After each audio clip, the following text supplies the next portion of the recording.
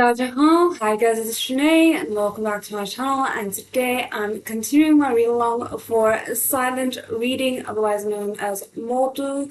Just a quick question whether or not the audio is okay. It should be fine, but I might have accidentally messed something up. So just also heads up, we're gonna be having a little bit of a potentially noisy lag.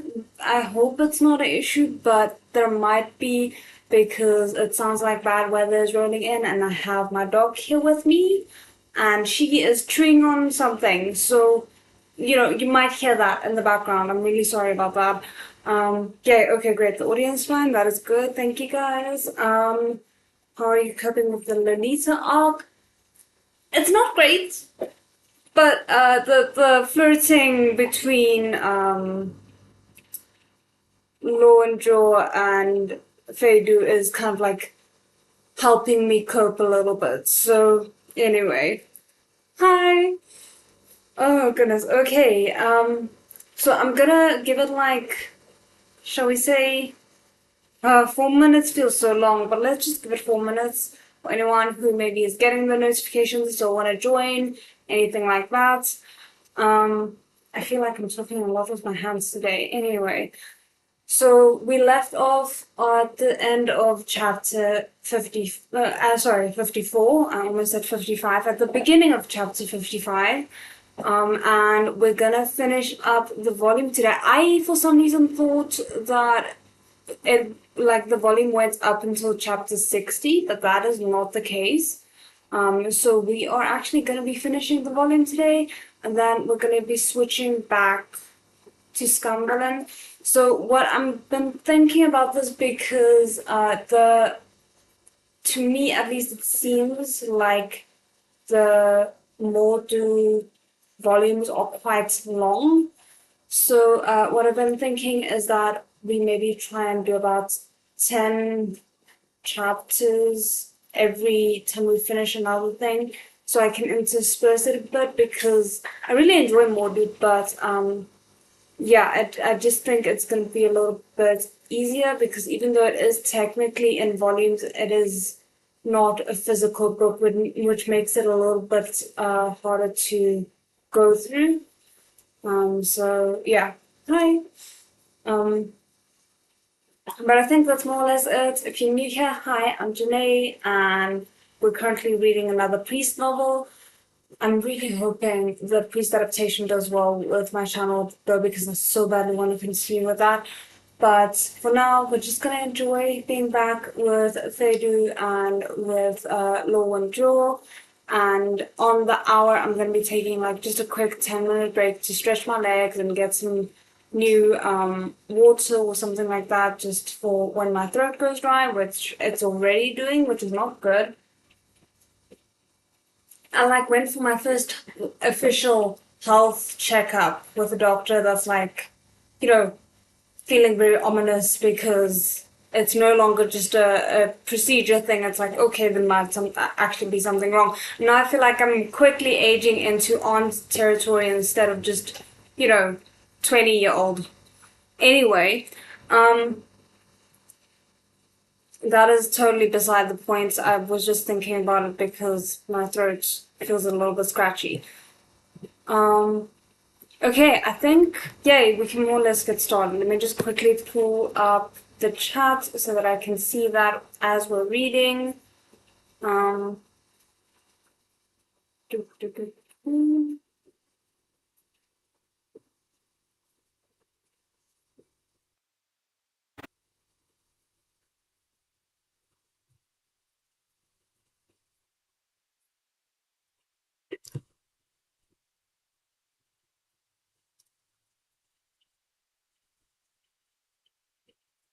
Mm.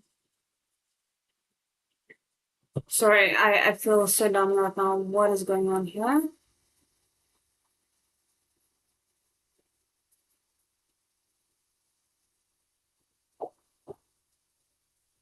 No. Okay, I think we should be good now, hopefully. Okay, doctor visits are never fun, have been well.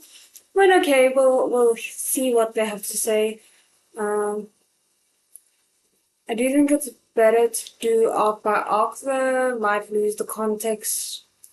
It is a bit difficult because I'm obviously not going in with any knowledge, so I'm guessing I can check because it does seem like the arcs are indicated by the chapter titles. So if that's the case, I'll see if that's a possibility. I'll have a look and then I'll get back to you guys about that. But yeah, I think we can get started. Hi. Hold on, I need a pillow. Okay. Chapter 55, Humbert 22. You want me to search inside the box of ashes? Lowenjo didn't know what expression to mobilize in response to Feidu. He could only give him a teeth-gritting smile. Are you sure Shu Wenchao is as abnormal as you? I think you normal people have a very interesting outlook. Feidu gave him the box of Su Shaolan's ashes. On the one hand, you think this is a symbol of an ordinary person. On the other hand, you endow it with extraordinary significance. Make it holy, unlucky, not to be profaned, untouchable, no matter what kind of person she was in life. That's a weirdly fair point. Like, that is... Whoa. Okay.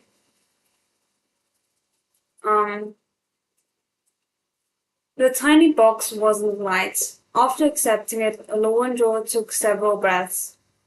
The feeling of ritual and taboo reflect the awe we should feel for life and death. I'm telling you, Feidu, if I open this and there's nothing but ashes inside, I'm sticking you in there. Then he put the little box on the ground, lifted off the lid, and pulled out the fragmentary damp absorber inside. Flesh crawling, he opened up the cloth bag containing the ashes, braced himself, and rummaged around inside a few times. Suddenly, Lowenjo paused. He exchanged a look with Feidu, then carefully pulled a sealed plastic bag from the heap of ashes. Feidu smiled. Looks like I don't have to go in. With a gloved hand, Lowenjo carefully brushed the ash off the outside of the plastic bag. Inside, he found a very pocket-sized old notebook, a little bigger than 64 more. I'm not sure what that is, but it seems there's a note for it. It had a pink plastic cover, very characteristic of its era. Su Shaolan's characters were actually written rather well, some running strokes having the ease of an adult's writing. The pages were scribbled full of wild embellishments, skulls drawn in bold points, bloodstains drawn in red fountain pen, and so on. That is very grim. It looked very gloomy. There were incomplete sentences and exclamation marks everywhere. So, a lot of noise coming from my fan right now. I'm just quickly gonna sort that out because it's distracting me.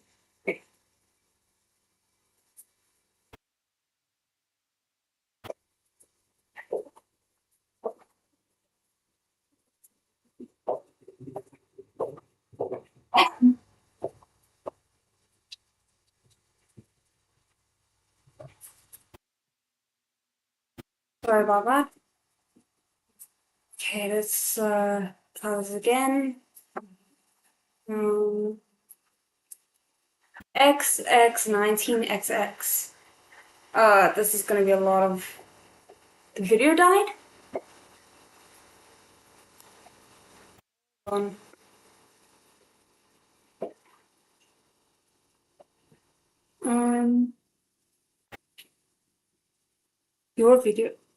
Your video died.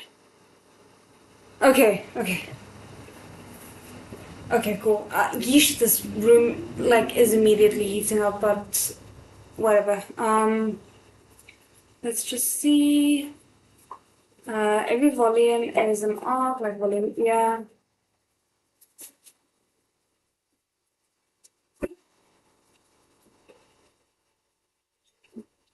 Mm,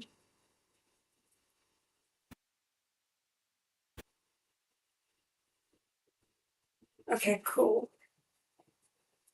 Um, Let me just quickly see. It's also because those are human remains, Door. Not that that should phase a police detective who deals with death all the time. I mean, I do kind of think there's this thing of there's when you're dead, obviously there's no power that you have over what happens to your body, your remains. So in that sense, I kind of get why people feel they need to respect it because that person is no longer around and also not um what has they have no agency about what happens to their remains anymore. Um but I mean if this can potentially save other people's lives, then it is what it is. Okay, the person let that fatty mess with me and took money at the door. I'm gonna kill her, rip out her tongue, break her head in with a wine bottle. Bam! As soon as Lowendraw opened the notebook, his eyes were struck by this entry. He calmly sucked in a breath, his brow furrowing into a knot. XX 19XX. Deng Ying came. It rained suddenly. She didn't have her umbrella. She's been to my house before and ran over to get out of the rain. There was someone here. He was drunk. After this was a whole page messily blacked out. The person helped the drunk drag her into the room. She's a goner. This is really grim to read. The police came to the school. They're looking for Deng Ying. Asked a lot of people, but they didn't ask me because I'd asked for the day off. Deng Ying is in the bathroom at home. The person says if we don't deal with her, we're finished.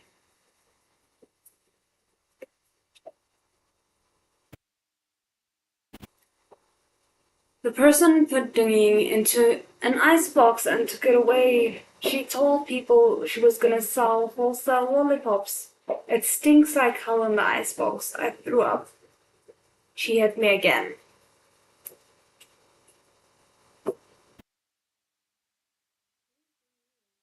Asked Fedu. I don't know. Lawandraw's thick, heavy brows were like two tense bowstrings. Lowering his voice, he said, Sushalan was only in fourth grade when this was written. We didn't find any victims fitting the criteria during the period and excluded it. If this was the first murdered child, she must have got it in by mistake, so she wouldn't display the later characteristics.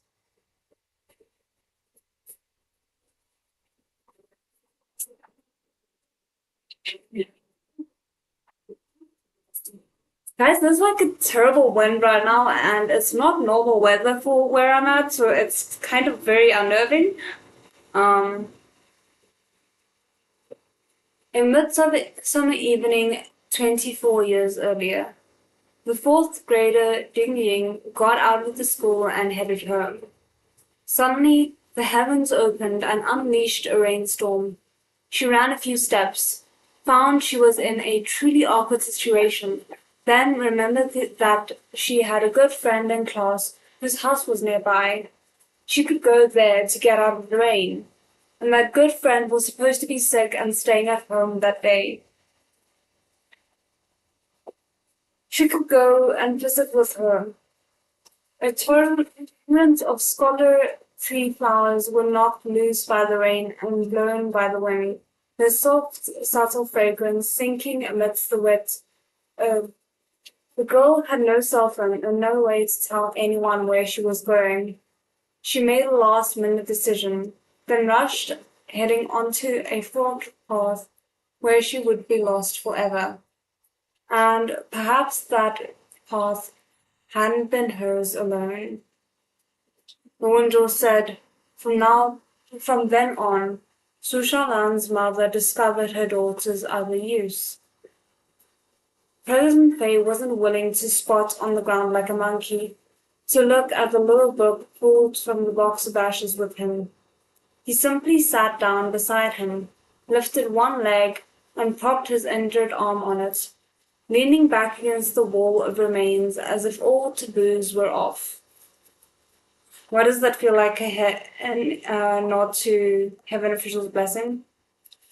He sank into thought, half his mind focused on this matter, the other half focused on law and jaw. He thought this person was rather magical, and so couldn't resist asking. We're in the middle of a memorial, like, or crematorium, I can't remember what you call it, but anyway, we're in the middle of that place, and you're just admiring your future boyfriend. Like, sure, why not? And so couldn't resist asking, what's going to happen to Su Luozhan? Su Luozhan? With his chain of thought suddenly interrupted, Lo Wenjuo gave Feidu a strange look. What do you mean, what's going to happen? I said she wouldn't be sentenced to prison. All right, taken into care. Given the extent of what she's done, it should be 3 years. 3 years? I mean, I guess it depends on what kind of um, situation they put her in, but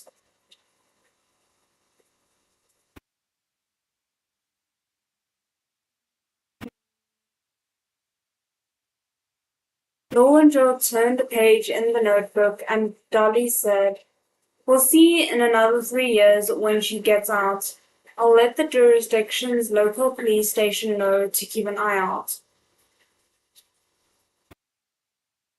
3 years. Feidu raised his brows. It's not enough time to get an undergraduate degree. I thought when she said it was fun that someone would charge in and throttle her. I sent the most impulsive ones out to investigate the case. They weren't in the observation room. What about you? Feidu asked, not letting him off the hook. You all worked through the night investigating, got dragged in circles by a horde of victims as family members, one person crying after another. You had to put yourselves in their shoes to keep investigating this case without complaint, right? Now, after all your hard work, you've caught the criminals, and not only will they not obediently confess, the main culprit doesn't show any signs of repentance, and objectively speaking, can't bear criminal responsibility. You aren't getting any ideas? Lowenjo looked him over and dismissively said, when I started out with the police, you were still at home watching cartoons, trainee. I didn't watch cartoons, said Feidu. I only sometimes played video games. Lowenjo, dot. The fact that he felt the need to clarify, like, I'm not that much younger than you, okay, old man? Sorry, I'm imagining that as what's going through his head right now. Um, where did my mouse disappear to? Um, let me see. Not the most conventional date location, but quite memorable, isn't it? Mm-hmm.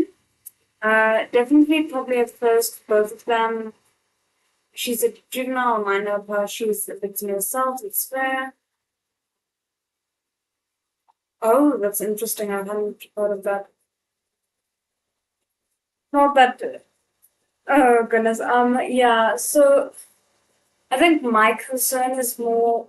I hope that whatever situation they put her in for her crimes, is sufficient to help her be rehabilitated. Shall we say? I'm not sure what the correct verbiage is.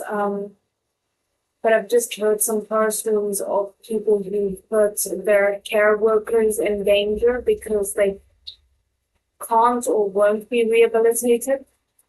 So anyway, it was flirting because the game machine was from you know who. Um, he gave a dry cough and avoided the subject. Susha Lam's diary doesn't say how Sukui dealt with the body. What ideas do you have? For a while, Creighton fixed a look full of unfathomable intentions on Rowan Joel, until Rowan Joel was on edge and wishing to find a needle to sew his eyelids together. What is the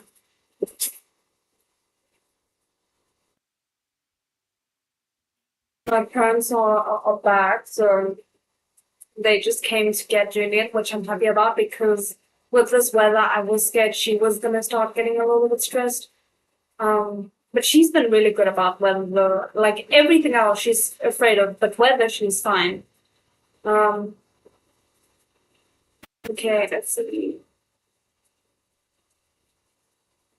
Until Lou and Joel was on edge and wishing to find needles to sew his eyelids together. Then he finally let him off for the moment, cooperatively going along with the subject.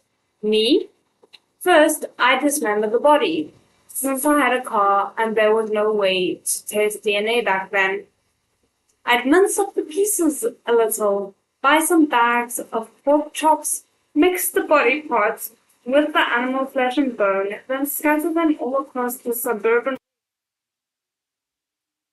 Life was bad, and a body part was unexpectedly recognized for what it was. It would still be very hard for the police to find out who it belonged to. Thanks for that you are. Like, thank you for putting that image in my head when I'm so close to having to go to sleep. Um, if it had been dismemberment, Susha Lamb's diary ought to have mentioned it. But Wondrel overlooked his spirited tone and said as objectively as possible, anyway, an alcoholic woman and a little girl wouldn't necessarily have the strength to chop up a body. Well, that's weirdly comforting. Then I'd have to find a way to bury it. The best thing would be an absolutely safe place that would belong to me forever, that no one would go digging up before my death. If we were abroad, I would just bury it in my yard. That's hard to do in the country with our special policy on land ownership. Burying a body is like burying a landmine that could go off any day. There's no insurance, Fidu said, so I'd have to settle for second best. Choose a place where a body wouldn't easily be dug up, and even if it was dug up, no one would think it was strange. For example, some wild graveyard out in the country, or a place with thick water weeds that's often flooded. Still some rural areas that haven't entirely adopted cremation. There are always graves heaped up with wreaths at the edges of fields. I'd look for a fresh grave or a place that has been dug up for renovation and bury another person in it. The turned earth wouldn't attract suspicion and the place wouldn't be dug up again in the near future. Although that requires a killer who's very familiar with disposing of bodies. True. Lady paused, then said, it's more convenient to tie a stone to the person's ankle and sink the body. After a time, the ropes will rot along with the flesh. The heavy object will separate from the body, and the skeleton will be tangled up in water weeds. There's a great potential for it turning into a water ghoul story. Everything that happens in the world leaves a mark. If you plan for 1,000 contingencies, you'll still miss one. Rather than engaging in a battle of wits with the whole public security system, it's better to obey a criminal's general principle. This is a lot of information, Fedu. Like, can we just slow down a little bit?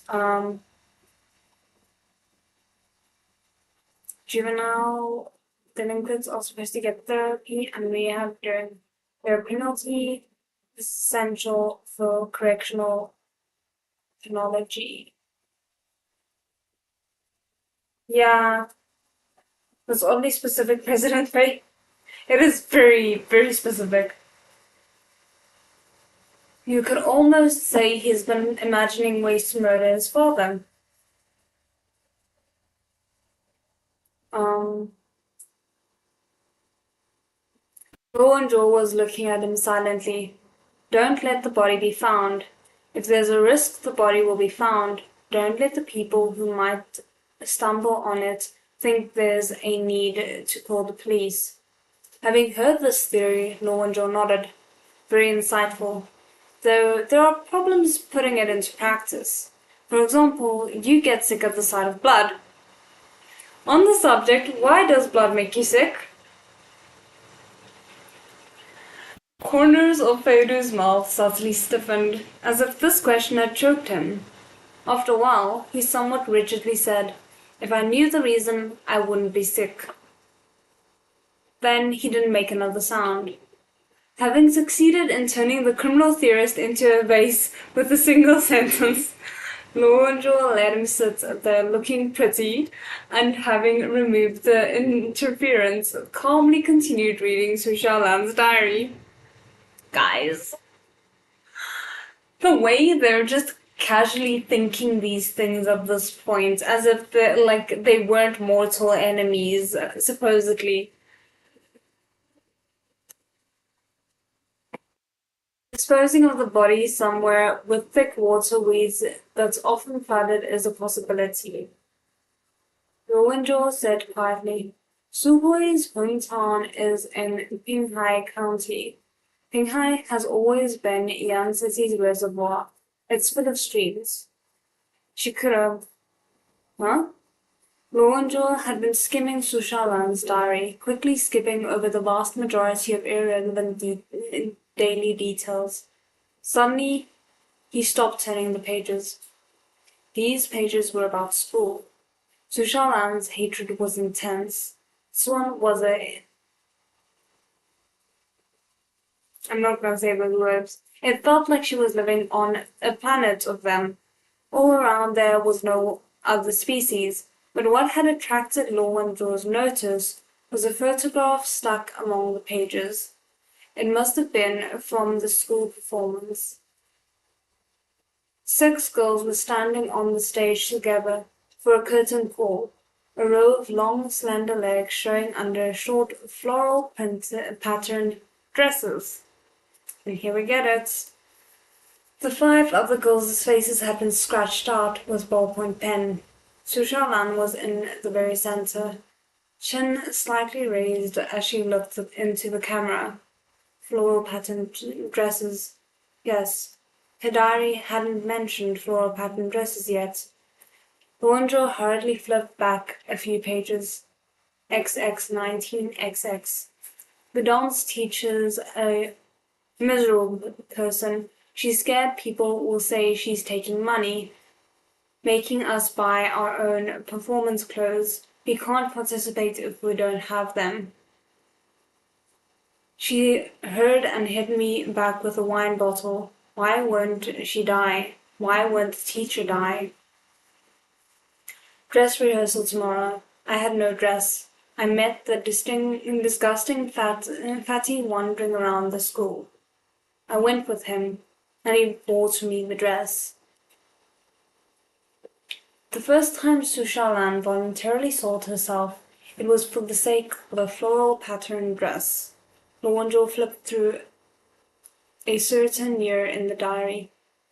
22 years ago is the first year we found cases of the same kind among the data. From being forced to take part in the crimes, she changed to taking the lead. Why didn't she ask for help before? What are you laughing about? Men, women, children her own age. Who could she choose? Men were disgusting clients, women were, who compelled and abused her. And as for children, after Demi died, she was extremely afraid, and instinctively avoided starting close relationships with the children her own age. Makes sense? Grimly.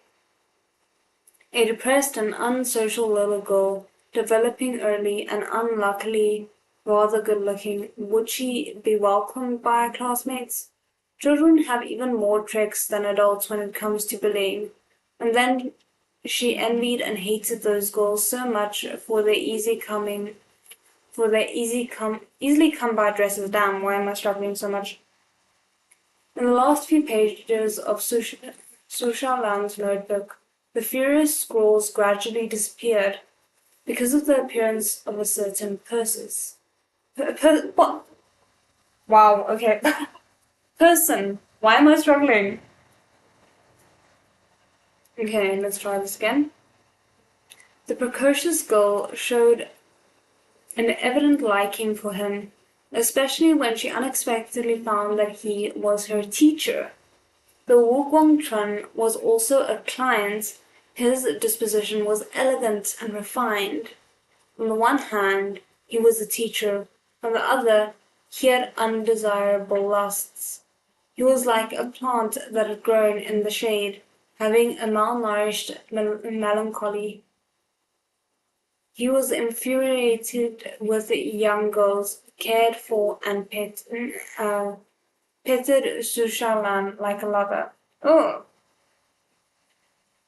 infatuated. I said infuriated. Sorry, infatuated. Went to his house today. I don't tell her about going to his house, and I don't take his money. He comes to my house twice a week, so she doesn't make him do any other work. I love him. He's my knight. He says he wants to adopt me. He's going to think of a way to get me away from her. Oh, that's good. She says he's been coming for half a year, so he's a trusted old customer, and she can give him a sheep. I bought rat poison. I'm going to kill her. This is so good. She really did give him a sheep, and he actually wanted it. He actually wanted him. I hate him. This is... Oh.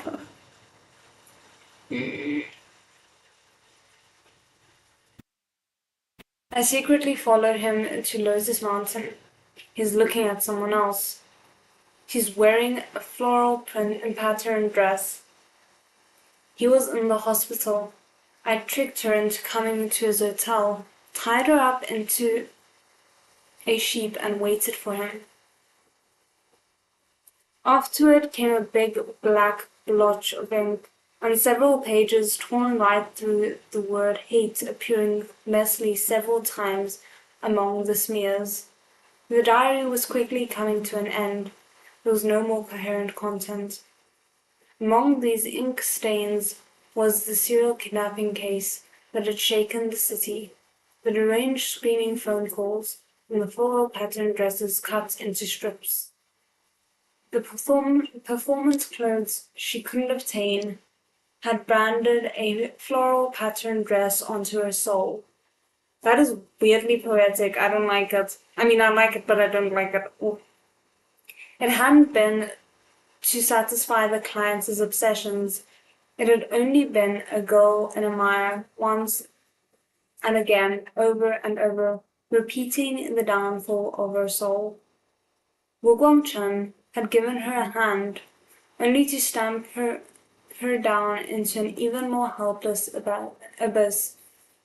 Guofei's floral pattern dress, polluted by unlucky coincidence, had become an iron cage around Sushalan's flesh and blood, neither rusting nor breaking over 20 years, shaking off life and death to pass on to the next generation.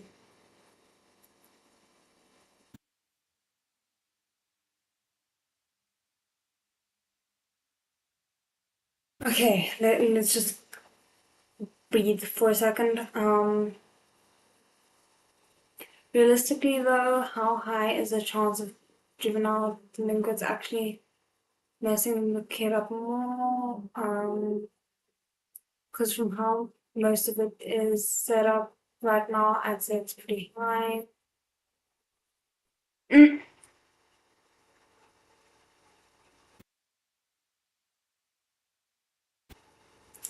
The diary testing Janae's ability to live censor slurs. Yeah, sorry about that, guys. I really just don't like saying it.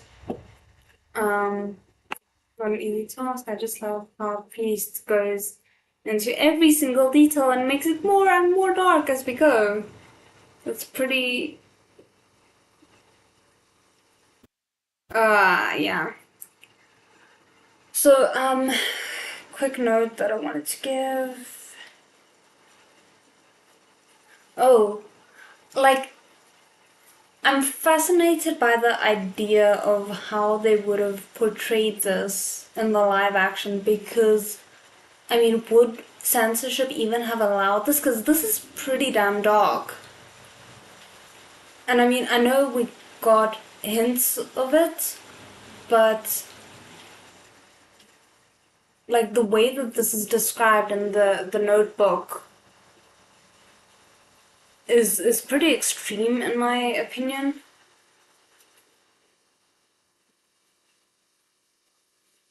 Okay,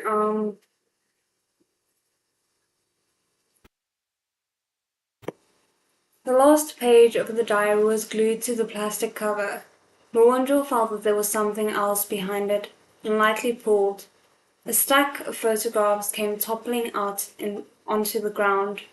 These photographs were both old and new. They must have been taken in secret in a very small room, the four walls covered with soundproofing, the thick window curtains eternally drawn, the light dim. Each photograph contained a different girl with a different man. The beasts clothed in human skin had been photographed head-on, very easy to identify. But Feidu picked up the only blurry photograph. It was an old photograph, poorly lit. Though the photographer's skill level was high, only outlines had been captured. A distant low building appeared in the night, edges merging with the surrounding darkness. The camera lens looked loftily down, focusing on a flower bed below. A china rose, planted there, had withered, leaving a small gap, enough for a spying gaze to invade, aka the one that Taran is investigating, I'm assuming. The skinny girl was pressed against the glass, both hands helplessly laid on the window, her face a blur. Behind her was the shadow of a man.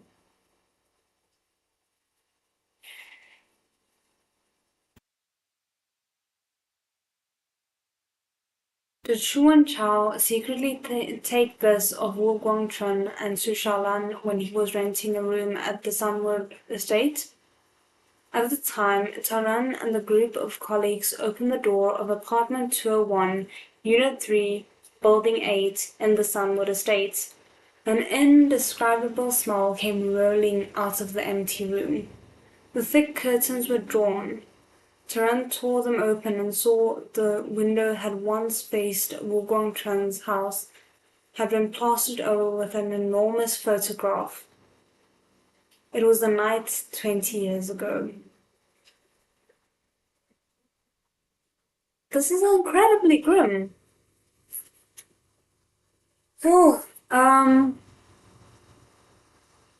okay, where are we? I guess as long as there's no explicit sex, but yeah, the stuff in water is very dark. I am too, and it gets darker. This is as I had to reach the age of the kids and introduce and iPads.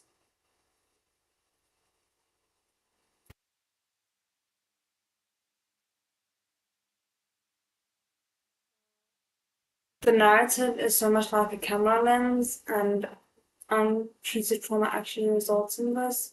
When I first read this, I thought this was really ready for live action.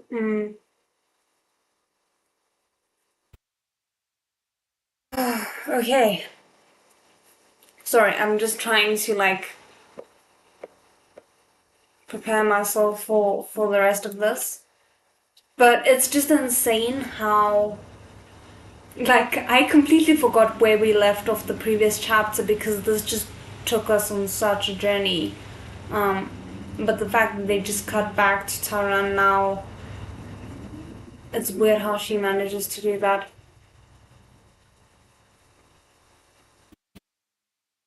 I went to lie down after the scene and stared into the bus for half an hour.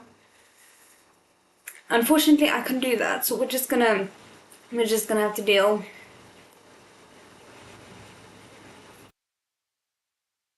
Okay. Chapter 56, Humbert, 23.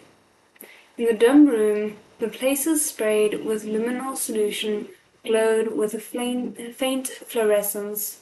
The floor, the ceiling, the cracks around the doors. Vast swaths linked together all over, like dizzying wallpaper. Where the couch had been moved away, there was age-old bloodstains that hadn't been cleaned up. On the otherwise spotless, pale floor, they were especially startling. An injustice from who knows how many years past finally coming to light.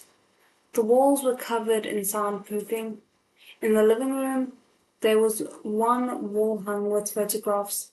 Exquisite fields and natural scenery displayed there, giving off a tasteful atmosphere of culture, if not for the fact that they were also coated with fluorescence. In the bedroom, meanwhile, hung a sheep herding picture. The meter-high frame was very solid. A crime scene technician stared at it for a while, thinking there was something not right. He took it down to investigate and found a stealth camera installed inside, the lens peering out from the shepherd's eyes, giving the young girl's quiet smile an unwarranted hint of furtiveness. The locked storage room next to the bedroom was hidden. In the locked storage room next to the bedroom were hidden all the cutting tools and bindings the medical examiners needed. But not one of them was as horrifying as the enlarged photograph on the window.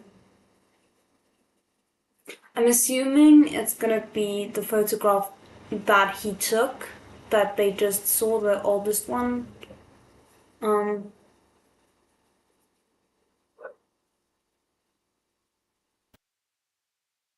God, this is very grim. Look, Deputy Tao, this window is one of the old-style ones, split into an inner and outer layer. Between them there's a blackout curtain, like you usually get in hotels, and the photograph is stuck onto the outside of the glass, said the crime scene technician to Taran. This way, even if there was a solar storm outside, the UV blocking curtains would still shield it. No strong light would pass through to the photo paper. This photograph really has been arranged here with skill. That is gross. The photograph had been carefully enlarged to accurate proportions. In the realistic darkness of the surroundings, standing in that room, a person would really be unable to tell the difference between dawn and dusk, day and night. At a glance, you might think that outside the window glass was the night scene, the narrow street, the old, thinly spread buildings arranged in a row, the distant street lamp as before, more than 100 meters away, the flower beds, left to grow on their own, delicate flowers and tangled weeds living together. A small part had withered somehow, and from this lofty point of view, you could see a faint light among the dried branches. The light reflected from somewhere onto the half-hidden basement, past the flower beds, and the basement revealed a corner of a small window with a girl's blurry face. This was important evidence. 2 crime scene technicians carefully came up and took the photograph down along with the glass. Taran pulled open the light-blocking curtain and opened the outer window. At that moment, his pupils contracted slightly, the hot sweat worked up, rushing around under the sun receding like a tide. Taran suddenly saw that outside the window, the location of the levels and stones used to represent Wubong Tran's house dovetailed perfectly with the photograph when the window was closed. Okay. Deputy Tao, a trainee from the criminal investigation team who'd been left behind by the others to interrogate the property management, came running over, starting to clamor while still in the corridor. The property management admitted it. They say his apartment really is illegally rented, but the tenants didn't seem to live here normally. Maybe they're just office workers who work nearby and came here to have a nap in the afternoon or something. The property management people say they don't use the stove and the water and electricity go slowly, so they think there's no safety hazard, so careful, this is a crime scene.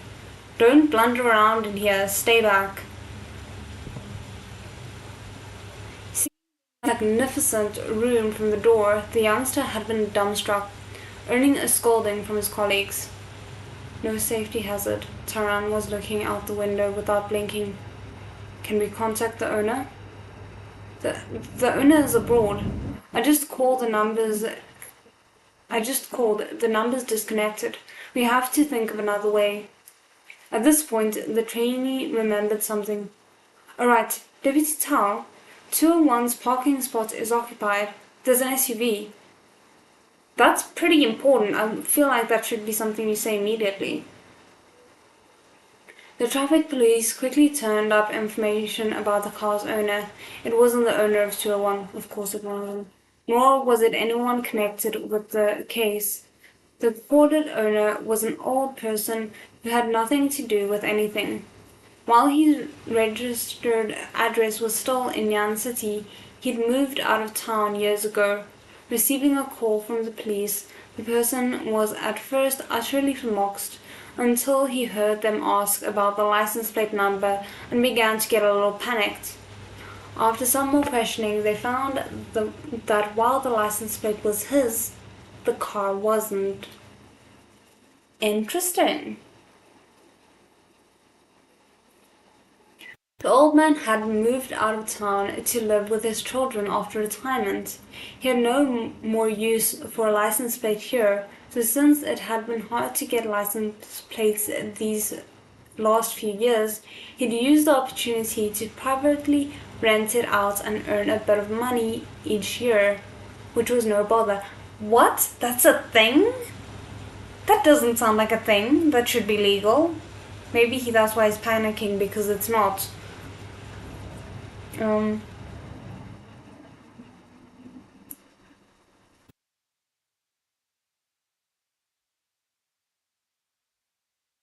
He only had to show up for the annual checkup, and the renter even reimbursed his traveling fees. Are you going to fine me or suspend my license? The owner of the license plate defended himself. Comrade policeman, I really didn't get that much money, about 2,000 a year. If you don't believe me, you can look at the contract. You guys signed a contract to illegally rent out a license plate. Okay, so it's sadly illegal, but that's potentially useful. Taran really had nothing to say to this. Who was the person who signed the contract with you? Oh, it was a woman called Su what? Oh yes, Su Shalan. Taran hung up the phone and turned around at once. Investigate the car's driving history from the day Chutong went missing up to now. There we go. Clues are being put together. We appreciate. Deputy Captain Tao, there's no GPS or driving record installed in that car. We had to rely on the traffic cameras. The day before the recording was left at Chu Tong's house, the car left the city by South Airport Highway, turned onto Yan Ports Highway, and 2 hours later left the highway for a national road. After another half an hour, it exited the national road and turned out of a security camera range. The next day, it went back by the same road. It didn't stop at a gas station the whole way. That's pretty intense.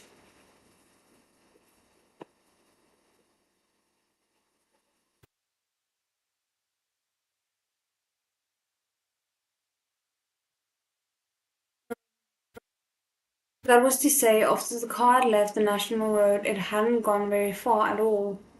What was nearby when it left the national road? Some natural villages, a seaside sanatorium, an agritourism place, and little painting village. That seaside sanatorium is looking concerning for me. Seaside? Turan approached the wall of photographs in the living room. Among them, there was a photograph of a reef washed by the waves at sunset. Determined where all the photographs on this wall were taken, let's go. As Taran and the others left the city, Lowenjaw and Feidu returned to it. The sun was sinking once again into the west.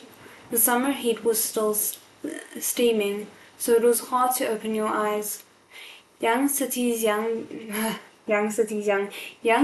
City Bureau had quieted down a little. When Law and Joel returned, the work of recording everyone's information had basically been concluded, and family members had been sent home to wait for news. Some people either lived too far away to return home or were simply unwilling. They were still pacing around the city bureau. The officers on duty and the criminal investigation team had to arrange for them to eat in the dining hall. Lowenjaw twisted open a water bottle, snatched 2 packets of instant coffee from Lang Chow's desk, poured them into the mouth of the bottle, and gave it a few forceful shakes. The instant coffee unwillingly half combined with the cold water, bringing up an exotic color and even more exotic taste. Then, under Feidu's shocked gaze, he drank half the bottle in one go. What are you looking at? It's not like I'm drinking... I'm not gonna say that, because I don't even want to think about it. But also, like, I am vaguely concerned about Law and Jaw's health, because I'm just having Zhao Yunlan flashbacks to, like, when he had a stomach ulcer or whatever it was.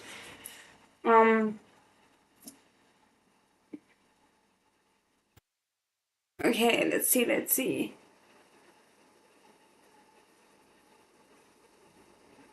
Dang, I want to stare into the abyss again. This is why the police also need therapy, okay? Yeah, definitely. They're more like they require mandatory therapy. Definitely agree, for everyone's peace of mind. They should have seen how there are a very ideal and competent team. I mean, that is kind of what I love about them working together. There are moments I want to scream. I cried reading it and then remember the sad justice system in my country. Like, there's a reason someone can't get a license plate legally.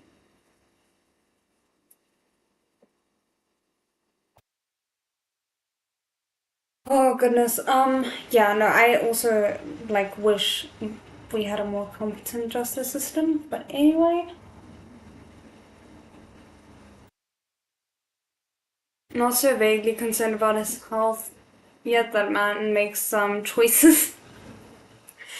Mm-hmm. Okay, let's see where we go from here. Um.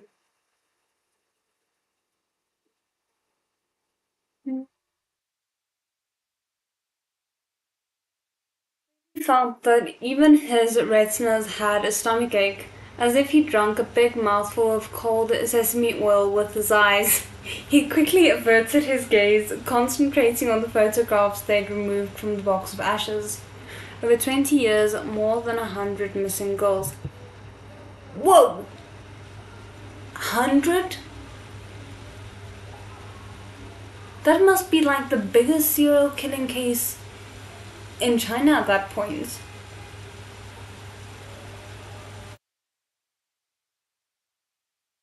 The standard for membership must be rather harsh. It's 5 suspects. Isn't 5 suspects too few?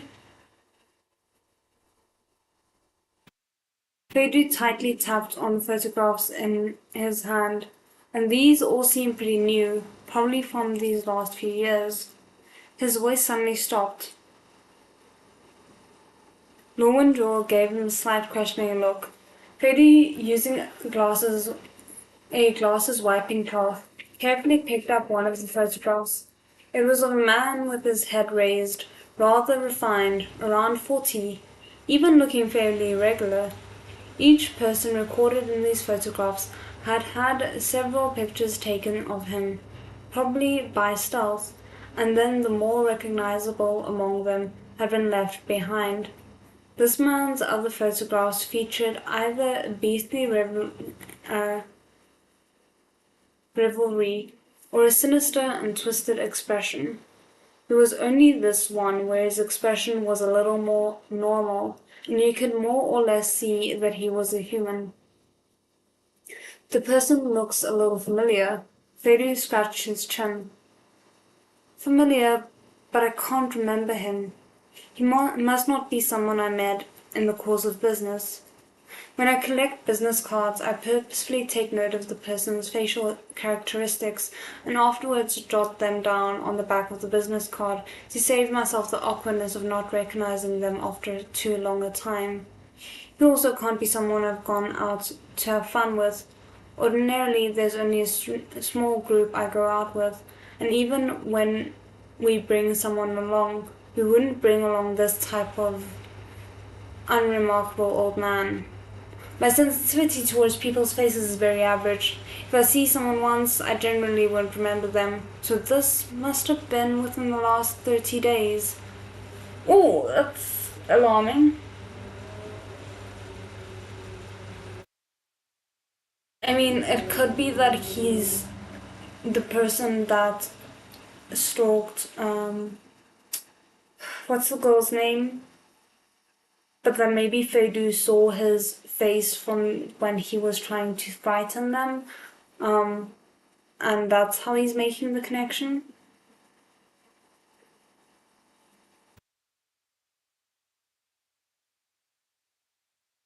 Drinking his instant coffee, Law and Jaw listened with a great sense of novelty as Feidu disassembled his own memory. His understanding of himself was like that of a nerd who knew all the ins and outs of a computer, precise and objective. While he couldn't remember everything that had happened, he could trace all its inner workings. It seemed that he had to regularly pry open his brain and subject each thought to intense, detailed scrutiny.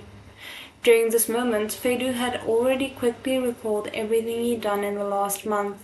A middle-aged man with a bland, middle-aged Swedish watch on his wrist, some buying power. Reasonably speaking, he wouldn't show up in any of the places where the meddlesome rich youngsters gathered.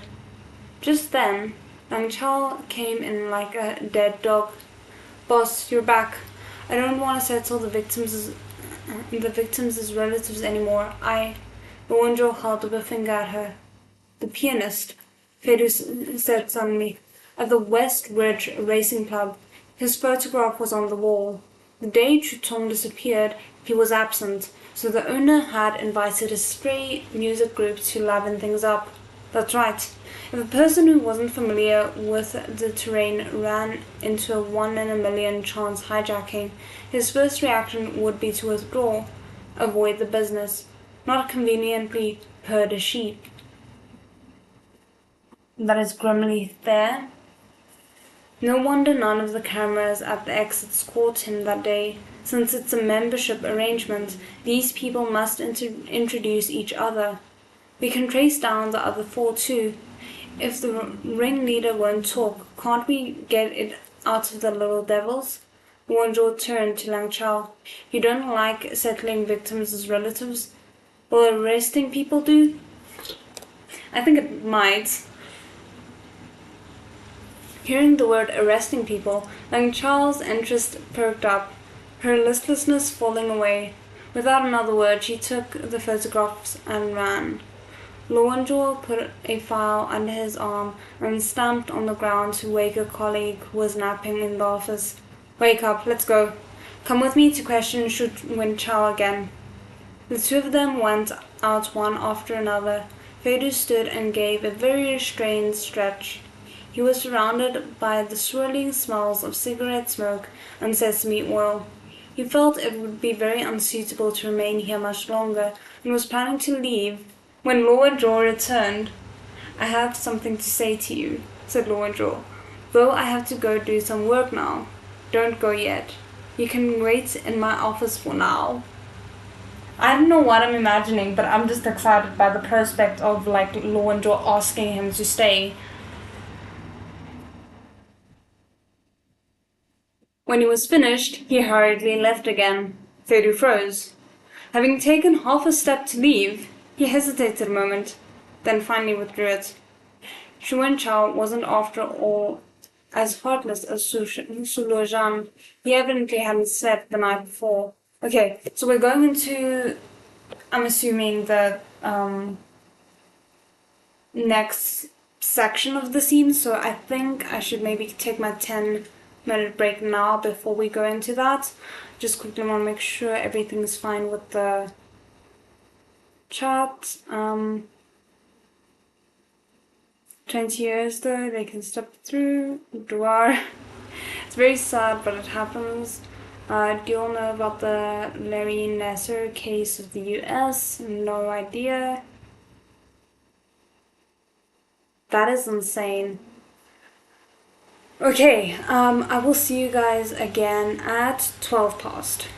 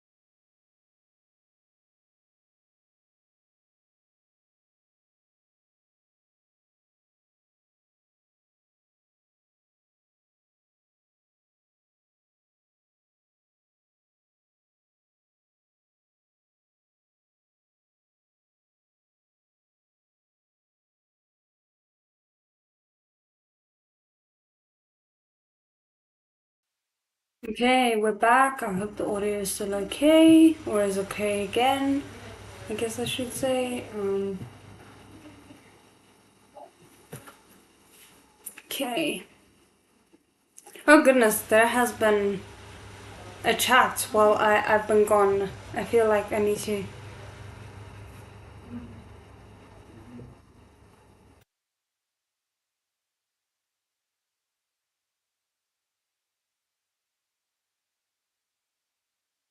Um, okay, think we can get going again if you guys are ready. I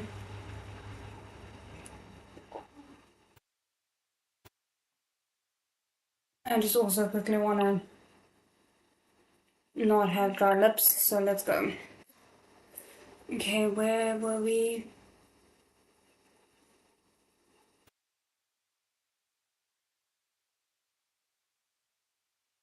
His eyes were sunken in.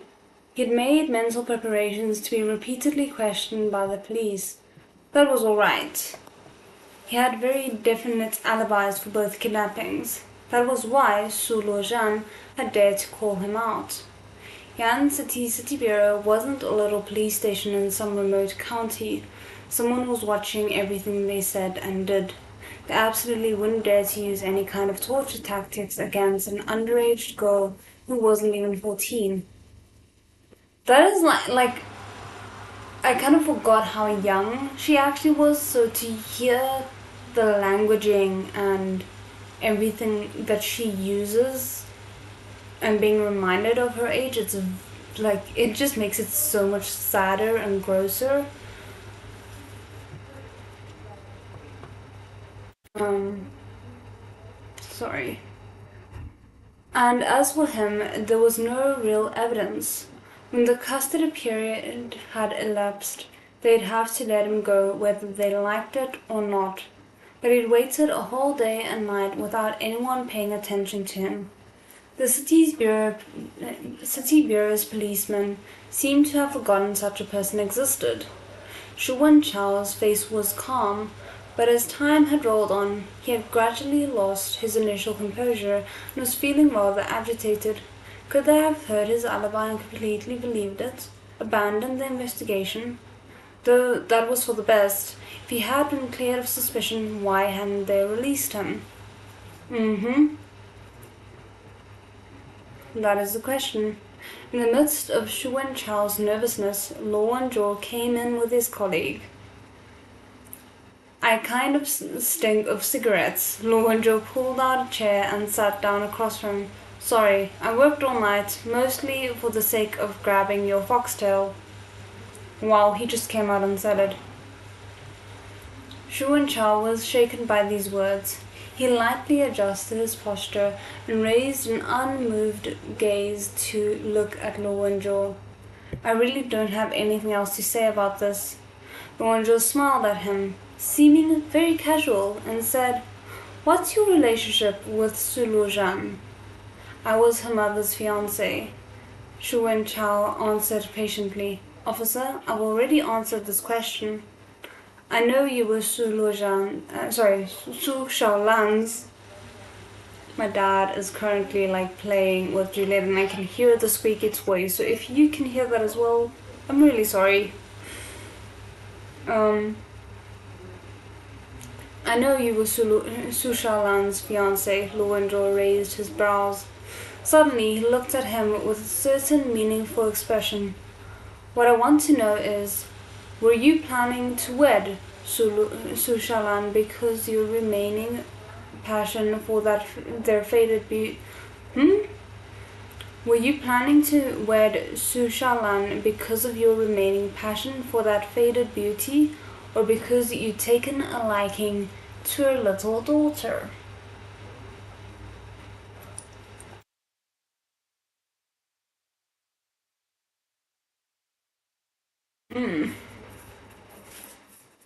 At first, Shu Wenchao froze. Then he immediately opened his eyes wide and said with a difficult to conceal fury, My good officer, Take responsibility for your words. Lorenzo's expression didn't flicker.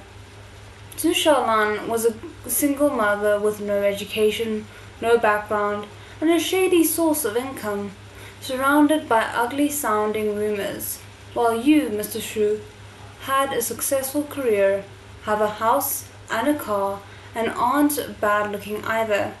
You ought to be an ideal partner. I thought it very strange all along. If what you said is true, why wouldn't she be willing to marry you? Love and marriage can't be judged by material conditions. Shu Wenchao laughed and forced his anger down with difficulty, preserving his demeanor. All that private business between us, I want. Lo Wenzhou interrupted him. Was she unwilling to marry you because she had an unusual disdain for money, or was it that you didn't want to marry her?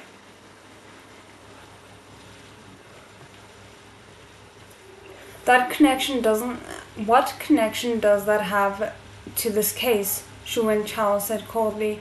You can question me about anything related to the case, even though I'm innocent.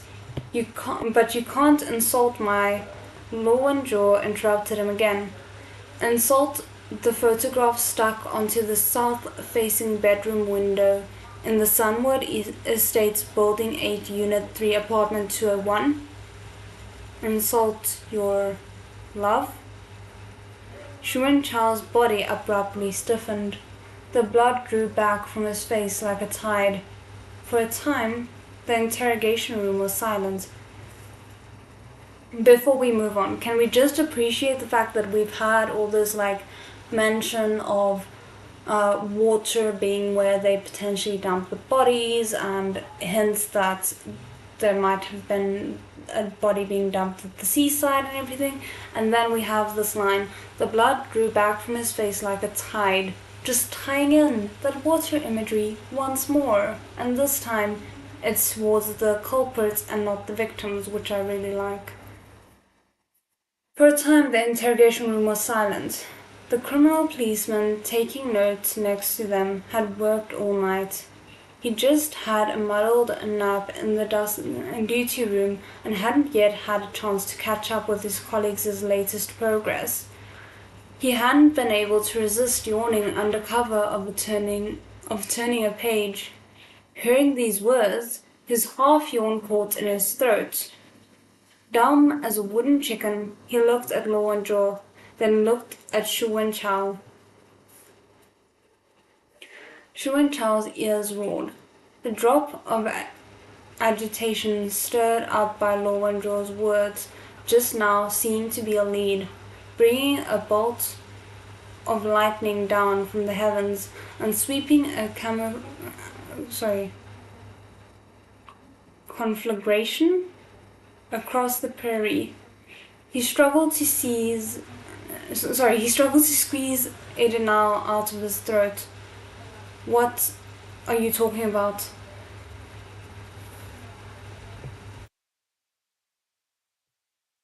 The Sunwood Estates, Building 8, your photographic juvenilia is still plastered to the window. Lo Wenzhou said, one word at a time. The bloodstains on the scene, so the DNA can still be traced. Your hair is in the SUV parked in that apartment's parking spot. There are also the photographs taken by the hidden eye behind the picture frame, which I just received from Su Shaolan's own hands. Smiling, he knocked on the table. Mr. Shu, can the two of us have a chat now? Not him, just taking back the power. I love that so much. Damn, he just went there, didn't he? Had a boy. The writing is so lovely, but it's even harder for boys to come forward with essay. Yeah, it is.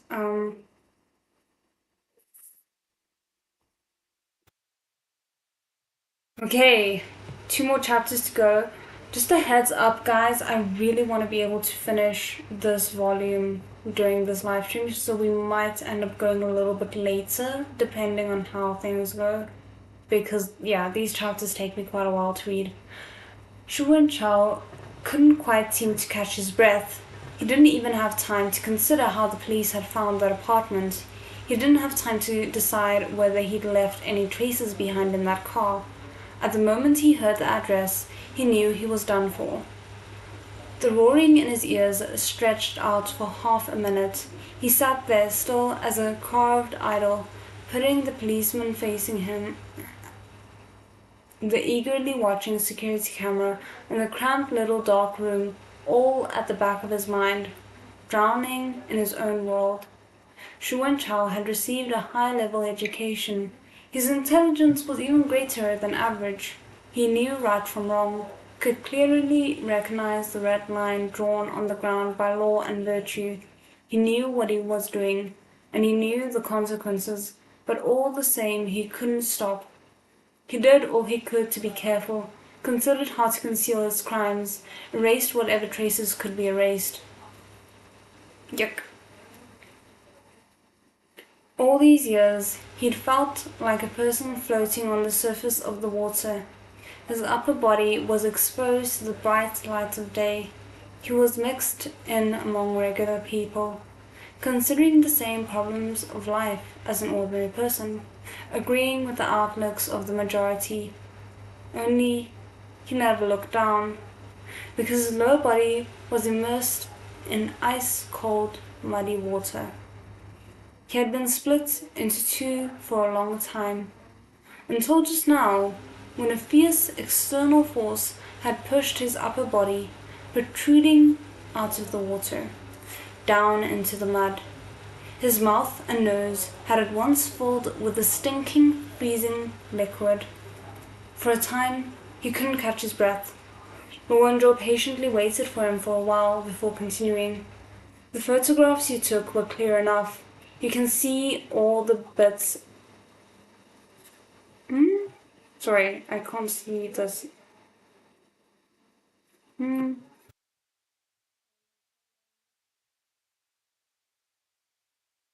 All the pits on their faces. Oh goodness, I made a mistake. Hold on.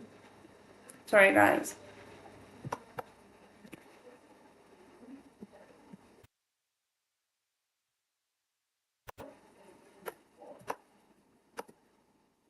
Let me just fix this again.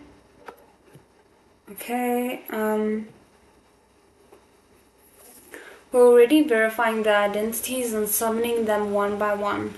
Now that I mention it, if we had their contact information and mailing addresses, that would be better. Why didn't you leave a sheet with them while you were at it?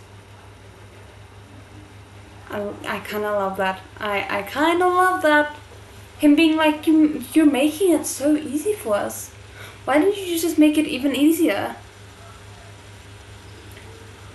But obviously it really wasn't easy, so I'm glad they're finally sorting it out.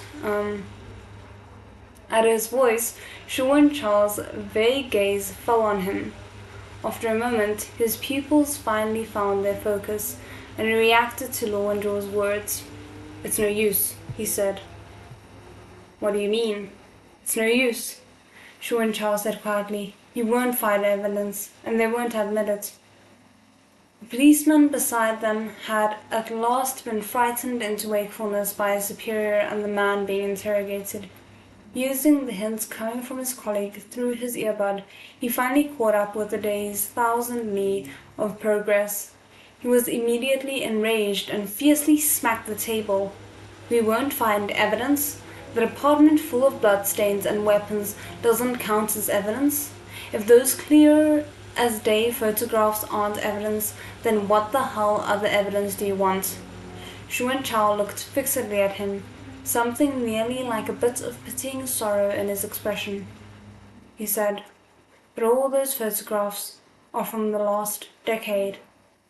The furious criminal policeman was bewildered when he heard this, wanting to grab the beast in human garb by the collar, give him a couple of shakes and make him talk. But Lu Wonjo had already understood.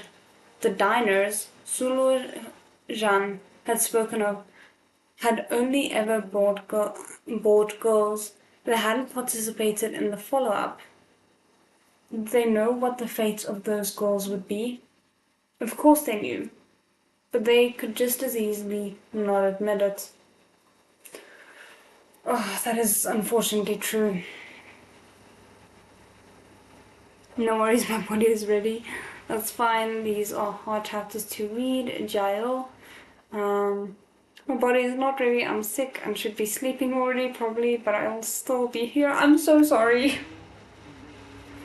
Fell asleep earlier in the evening, so I'm okay as well. Oh, that's smart strategy. Goodness. Okay, Lord Joe in this interrogation chapter is always so fire. If I go to sleep, the sickness wins. Please take care of yourself. That's all I'm asking.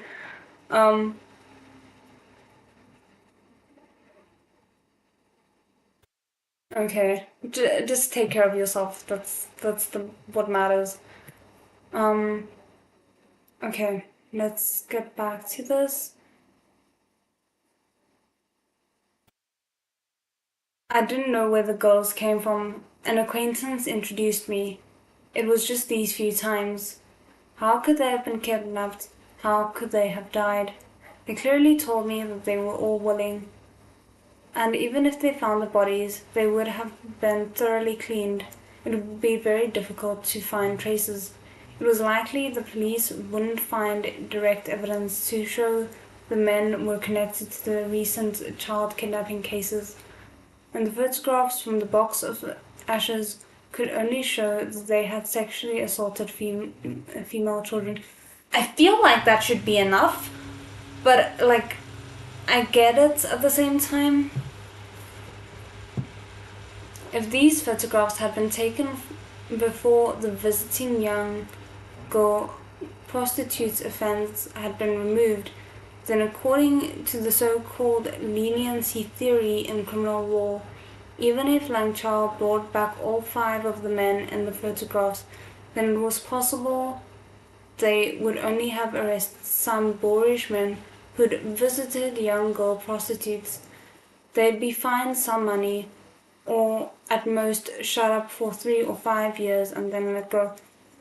Okay, see, this is something that I obviously wasn't aware of, is the potential of young girls being quote unquote willing prostitutes, because I know how they're actually, but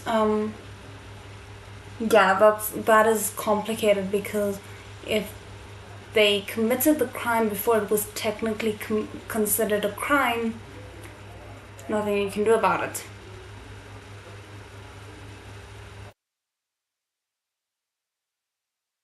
Ugh, yuck. This is very frustrating though. And in this major case spanning more than 20 years, had there really only been 5 offenders? How to judge other people is our business as the public security authorities. Thank you for your concern on our behalf, said Lowenjaw, not batting an eyelid. However considerate you are towards us, we still can't give you a silk banner. You'd be better off looking after yourself.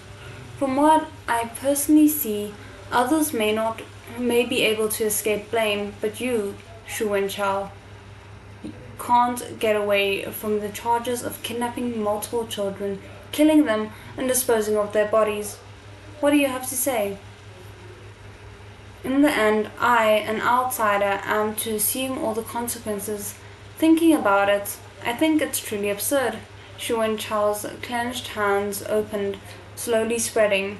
He said, I'll tell you the truth. I never touched Su Luojian, and I never touched any of those girls.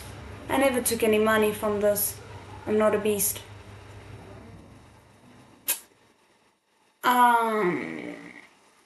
Wow, okay. Yeah, sure. Rwanda was almost speechless. Then what did you do? You took pictures. Voluntarily undertook the cover up? You're really a living lay thing. Shu Wenchao said, I did it for Su Shaolan. Saying so, he lightly lowered his eyes, gaze seeming to fall on a very distant place. I was attracted to Su Shaolan the first time I saw her at school. There was something special about her. I've never seen another girl who had it. I tried everything I could to get close to her, but she was too unsociable, and she often missed school. It seemed that aside from our homeroom teacher was Wu Gongchen then. No one else knew where she was.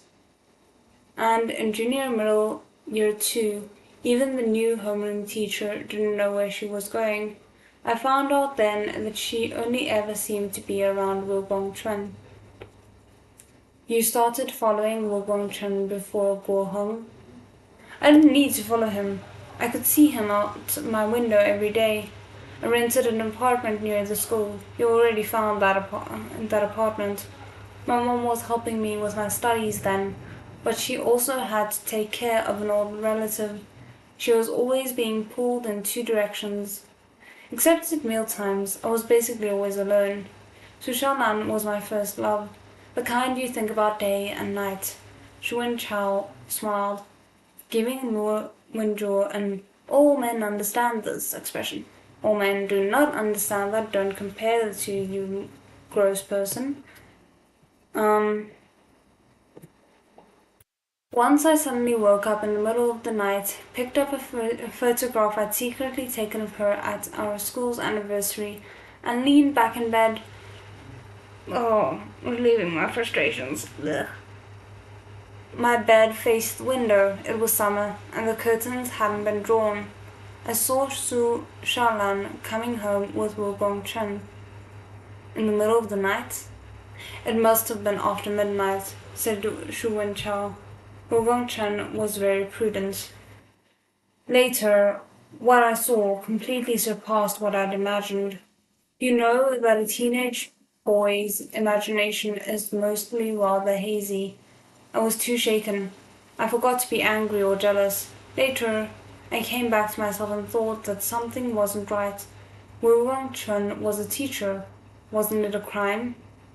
I felt sick, and I suspected she wasn't willing, so I set an alarm, stealthily prepared a telescope, used the camera and lens I'd finally gotten out of my parents.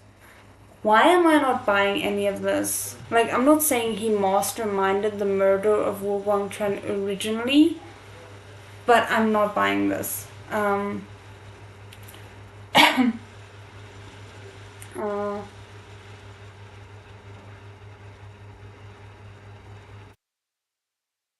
Uh, this was probably the most mind-boggling part of the arc for me because those laws were actually real rights. Like that was the scariest part. The legality of this horror on all levels.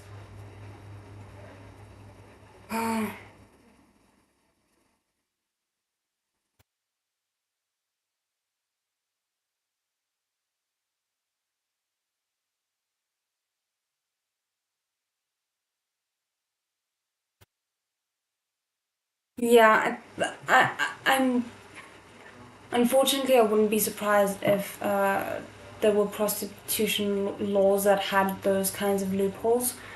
Because the thing is,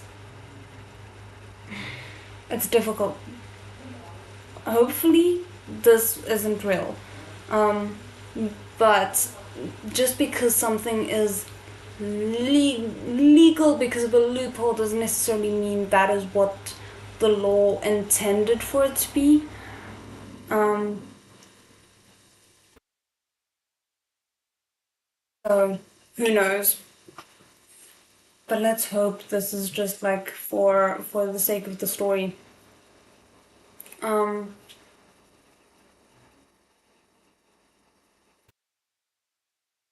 With one hand, Lo and Joe held down his colleague, who wanted to interrupt Shu Wenchao. He slowly twirled a pen in his fingers and calmly asked, "Then how did you find out that Su Xiaolan wasn't purely a victim? I don't suppose Wu Gongchun would bring the kidnapped girls home." Shu Wenchao closed his eyes, revealing a somewhat self-ridiculing smile. For a time, I really didn't know what happened. All I could think about day and night was her.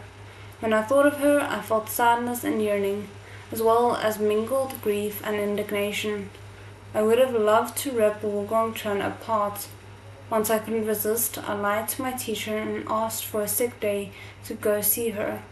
I just happened to see her with a girl I didn't know. Oh, this is grim.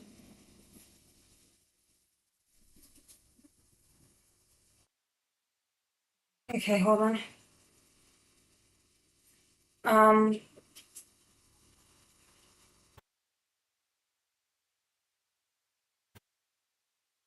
I hesitated, then didn't go to say hello to her. I snuck away, but not long after that there was a notice that the girl had gone missing. It was on local news. I had a faint, bad feeling then. I went to her house the next day, under the guise of taking her homework.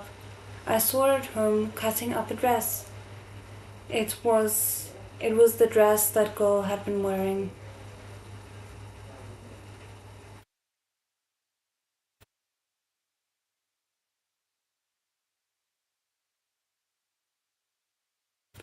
Oh. She begged me in a panic not to tell anyone. I was scared out of my mind, really out of my mind. I simply didn't dare to think about what was happening. I felt like the sky had fallen down. But in the end, I couldn't bear it. I promised her. Shu and Chao covered his face. I was the class monitor. I could have a sick day just by asking for it. The teacher trusted me, didn't even look at my permission slip. But for her sake, I spied, lied, covered up crime. I handed over my decade and more of a normal life. She ruined me. She completely ruined me. And I still loved her so much. Sorry, dude, you're not winning my sympathy. Lu and Joe followed up. You didn't run into Su Hui at the Su house that day? Shu Wen Chao shook his head. If I had, I may not have been able to sit here talking to you. Having heard this much, for a long while, Lu Wenzhou didn't continue questioning him. He pressed his thumbs to his temples and rather politely said, "Do you mind if I smoke?" "Can you give me one too?" said Shu Wenchao. Lu Wenzhou very magnanimously lit one and passed it to him. "You don't seem like you have a cigarette habit." "I don't." Shu Wenchao's fingers trembled a little as he took the cigarette, but his tone relaxed slightly. "I just occasionally smoke one or two with other people when I'm in company. Ordinarily, I don't have much of a craving. Sorry, today is really too painful for me. These things have been weighing on my heart for over 20 years. Always pretended they didn't exist. Even the people closest to me didn't know." "Oh?" Luanzhou looked at his phone. There had been nothing yet from either Taran or Lang Chao. The cigarette had eased the atmosphere between the policeman and the suspect considerably. Rather mildly, he asked, "I think I can understand. Can you tell me what you were thinking when you helped Guo Hong investigate Wu Guangchun?" "I thought then that Wu Guangchun was forcing her." Shu and Chao let out a mouthful of smoke. "I promised Su Shaolan not to go to the police or tell anyone else. Otherwise, she'd be finished. I had the wildest fantasies then. Little boys all have some heroism. I wanted to punish Wu Gongchen myself, rescue Su Shaolan. While I was following Wu, that uncle found me. He was investigating in secret, and so was I. We were both doing it for someone we loved. I pitied him. And besides, it felt safe having an adult around. but I never expected that he'd actually go and stab Wu Gongchuan to death. If I'd known, I never would have helped him. Why? Said Lu Wenzhou. That guy was crazy. It's lucky I didn't tell him what Su Shaolan had done, and that Wu Gongchuan didn't have time to speak before he stabbed him, or else she wouldn't have gotten away. Why is that the part that disturbs me most? That you look at a guy who killed someone out of grief, and I'm not saying that what he did is at all okay, but you look at him and you think he's the crazy one, not your girlfriend who you helped kidnap and murder multiple girls. No. This man with one kind of almost accidental death on his hands, he's the crazy one. Please make that make sense.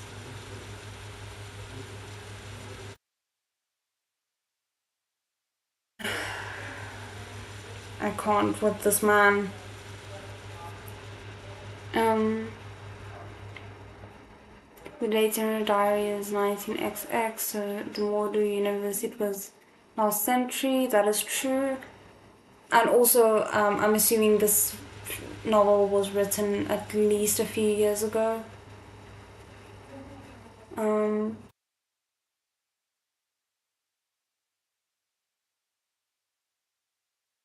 That is an interesting statement. Human nature, you're always the sane one in your own eyes.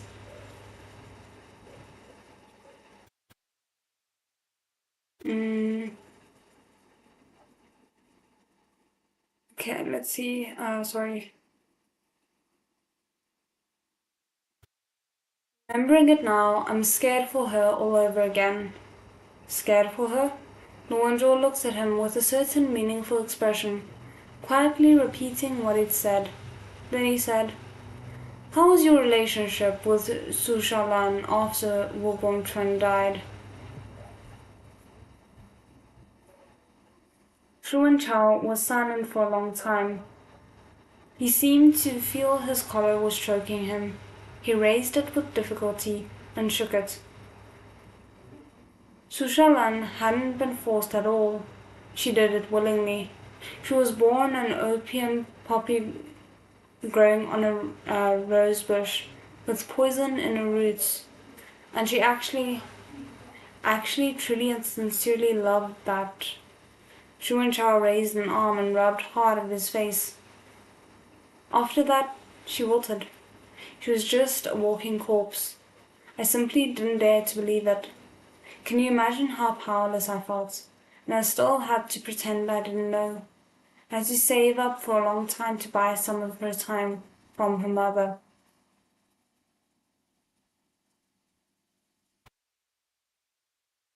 This man needs so much help right now because he's so far gone.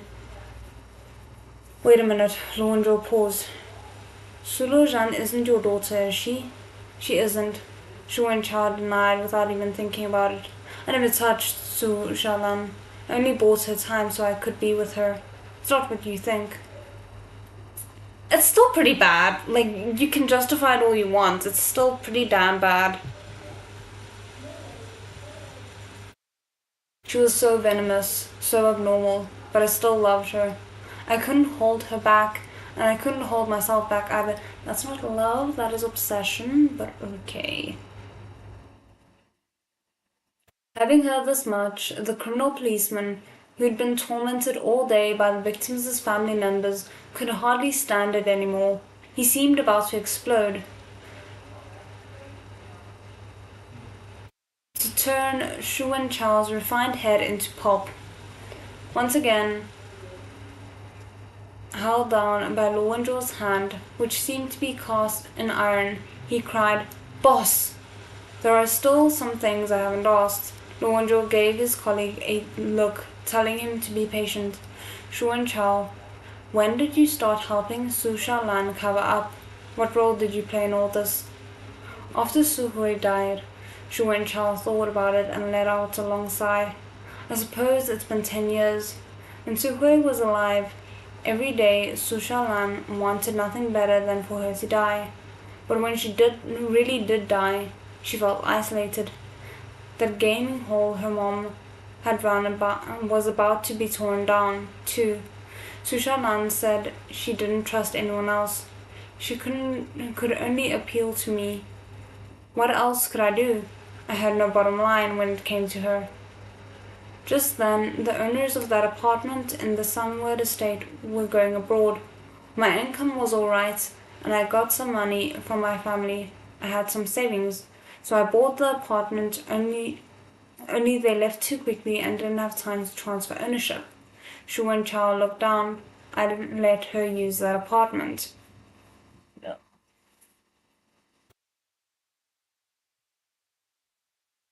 Oh, said Lonjo. I've just about understood. At first, Sushalan was a young girl. Before she was fully grown, she became a pregnant woman, and then a mother carrying a small child. All categories that people would give up their seats on the bus for. She used that to lower the victims' guard. She abducted the children, sold them to the perverts to defile, then killed them to keep them from talking. You supplied the location and were responsible for taking care of the bodies. How did you do it? Dismember them? Find a place to throw them after you dismember them? I'm right, aren't I? Shu and Chao took a deep breath, covered his face, and didn't refute it. She died, but the nightmare wasn't over yet. I discovered that the child, little Lojan, was a perfect copy of her. I didn't fit the requirements for adoption. I've spent the last 2 months racking my brain trying to think of a way. I looked away for a moment, and she actually went and privately contacted those people again. When I heard about the girl who went missing in West Ridge, and then shortly after you summoned me to the Public Security Bureau for questioning, do you know how shocked I was? Oh, boo-hoo, poor you. Sorry, that's rude to say, but really?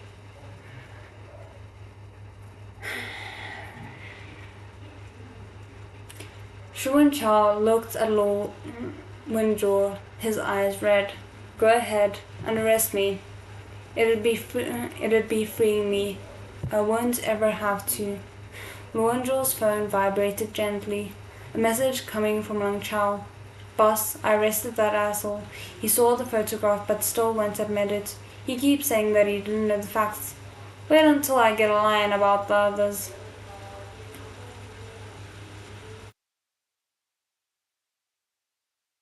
Wait, I still have a question. Luanjaw was fully unmoved by his heart-rending confession. He put down his phone, his previous mild tone changing abruptly. You're saying you couldn't console Luojan, you didn't know anything, is that right? Why isn't that what the child said? She said the two of you worked pretty well together. You dressed up as an old blind man to follow Zhang Yuchen. When the child was alone, you suddenly appeared and frightened her. Then had Su Luojan appear and fool the child into trusting her. Did that happen? This gang's criminal method had always been headed by the members of the Su family. The innocent buyers only spent their money and enjoyed. They weren't willing to assume any risk.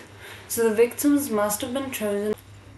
That means that the method they previously assumed the criminal gang used, that is, the several suspects chose their own targets and used the little girl, Su Luojan, as bait to lure in the victim, was impossible. Okay, I think I messed something up there, but I still get what they're saying here.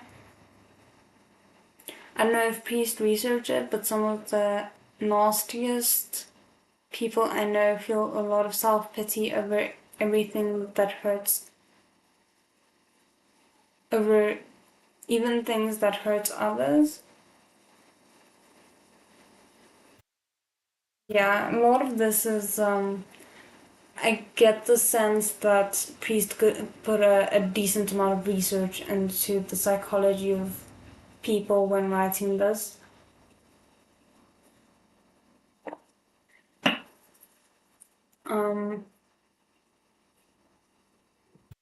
That meant the person who had followed Chin Chin wasn't someone else. It was definitely him. He wasn't a passive shield. He was one of the active criminals. Why hadn't the unexpected development of Shutong occurred midway? Why, when Shu Wenchao had been summoned for questioning, okay, hold on. Why am I struggling? Calm down. Why, when Shu Wenchao had been summoned for questioning because of Chutong, had he been so shocked when he'd worked out from the attitude of the police that Su Luojan was copying the case from 20 years ago? Because the kidnapping of Chutong had been carried out by Su Luojan entirely on her own initiative. The girl had really gone out of control, attempting to shake herself free from the janitor she didn't care for. She had accepted a private job from one of the clients. Shu Wenchao, when you found out about Wu Guangchun's relationship with Su Shaolan, you were disgusted. You suspected Wu Guangchun of rape, but you didn't tell anyone. You started to spy on them, take pictures of them. Luanzhou watched him intently, giving him no time to respond. Was it good? Did you get a kick out of it? Years afterward, was it still always on your mind? Shu Wenchao's face was ashen. He was covering his mouth tightly. His pupils were a little enlarged, his throat moving uncontrollably. A thin drop of sweat dripped from the tip of his nose. You say you saw Su Shaolan with a strange girl, so you didn't go to say hello. Why? You couldn't say hello to a classmate because there was someone else there? Or is it that you hadn't meant to go say hello at all? Luo Wenzhou suddenly stood up and grabbed Shu Wenchao's collar. You unexpectedly saw Su Shaolan cutting up floral patterned dresses in her house. How did you unexpectedly see it, huh? She didn't hide it before opening the door. Because you burst in. You took advantage of Su Hui not being at home to burst into a room with only a girl in it. Shu Wenchao, what were you doing?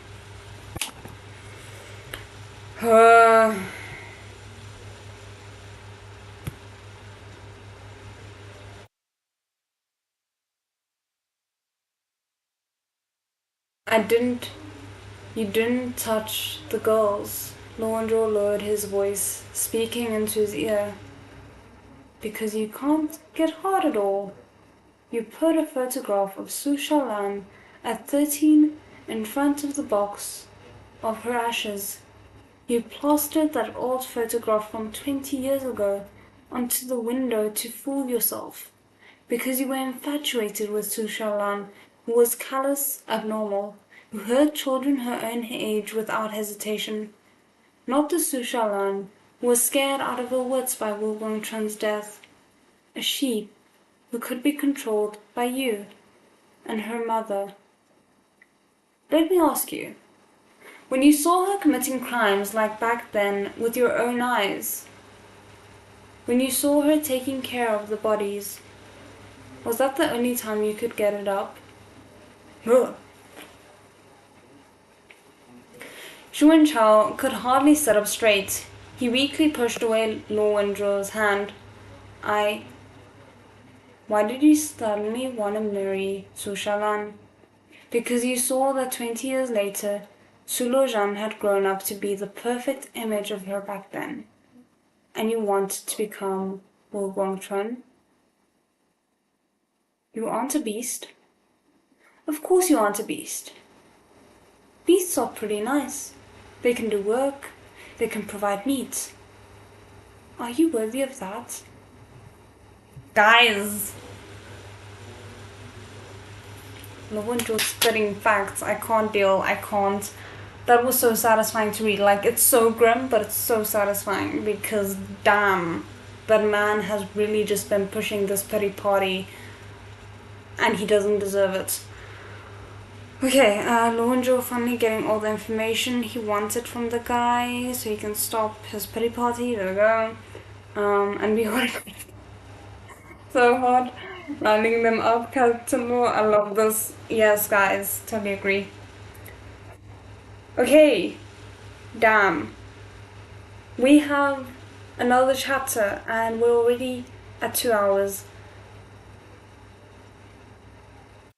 This is gonna be a long one. I hope you guys are ready.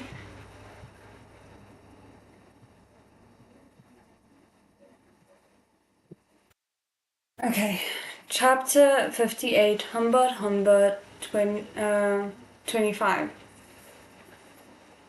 Lowejaw in fact had a private office, but perhaps for the sake of more convenient communication, or because the chatterbox didn't want to be on his own, his office was open to the outside. Though there was a door in between, it hadn't been closed in donkey years. It had been flattened against the wall by a heap of odds and ends others had put there, no different than if it hadn't been there at all. The vegetation in the room was painstakingly cared for. The flowers and plants by the windowsill appeared to be flourishing. The ones that liked light were placed on the outer layer, and the ones that liked shade were in the corner, all picturesquely arranged. Only the 2 potted money plants by the door were living eventful lives, getting watered every morning with the remains of tea from the night before by his lazy bum co-workers until they were on their last gasps, the dredges in the flower pots on the point of turning toxic. Poor things, but also the way it was worded, like living eventful lives. Shame. I think they'd prefer not to live eventful lives. Lowendraw's wallet and keys had been carelessly thrown onto the desk, with no fear of anyone taking them, though, as far as Fedu could see, there really wasn't anything worth taking. Fedu obediently sat waiting in the office for a while, until he got bored. So the surrounding smells really were hard to bear. He had a foreboding that Lowendraw wouldn't be back soon, so he sent him a message. "Do you need me to feed your cat?" Among his multitude of cares, Lowendraw responded with a period. Presumably he was too busy to take time to answer. Fedu took this as a tacit acknowledgement, picked up his keys, and left. Not the, domesticity. I was not expecting this, especially after the freaking trauma of the previous chapter. Lowendraw's house wasn't far from the city bureau, close enough to ride a bike. Taking a taxi barely went over the minimum fare. Fedu had learned from experience. As soon as he opened the door, a small crack, a ball of fur impatiently stuck out its head. The next instant, the furball noticed this was the wrong person, slipped back in, and flushed under the couch, extending its neck to look anxiously out. Why is that the cutest image ever? Oh my word. The night before, the 2 of them had gone halfway through the meal before being called out by Tauran and hadn't had time to clean the room. Lowendraw, as if facing a surprise inspection in a university dorm, had cleared away the plates and bowls from the table and crammed them into the fridge.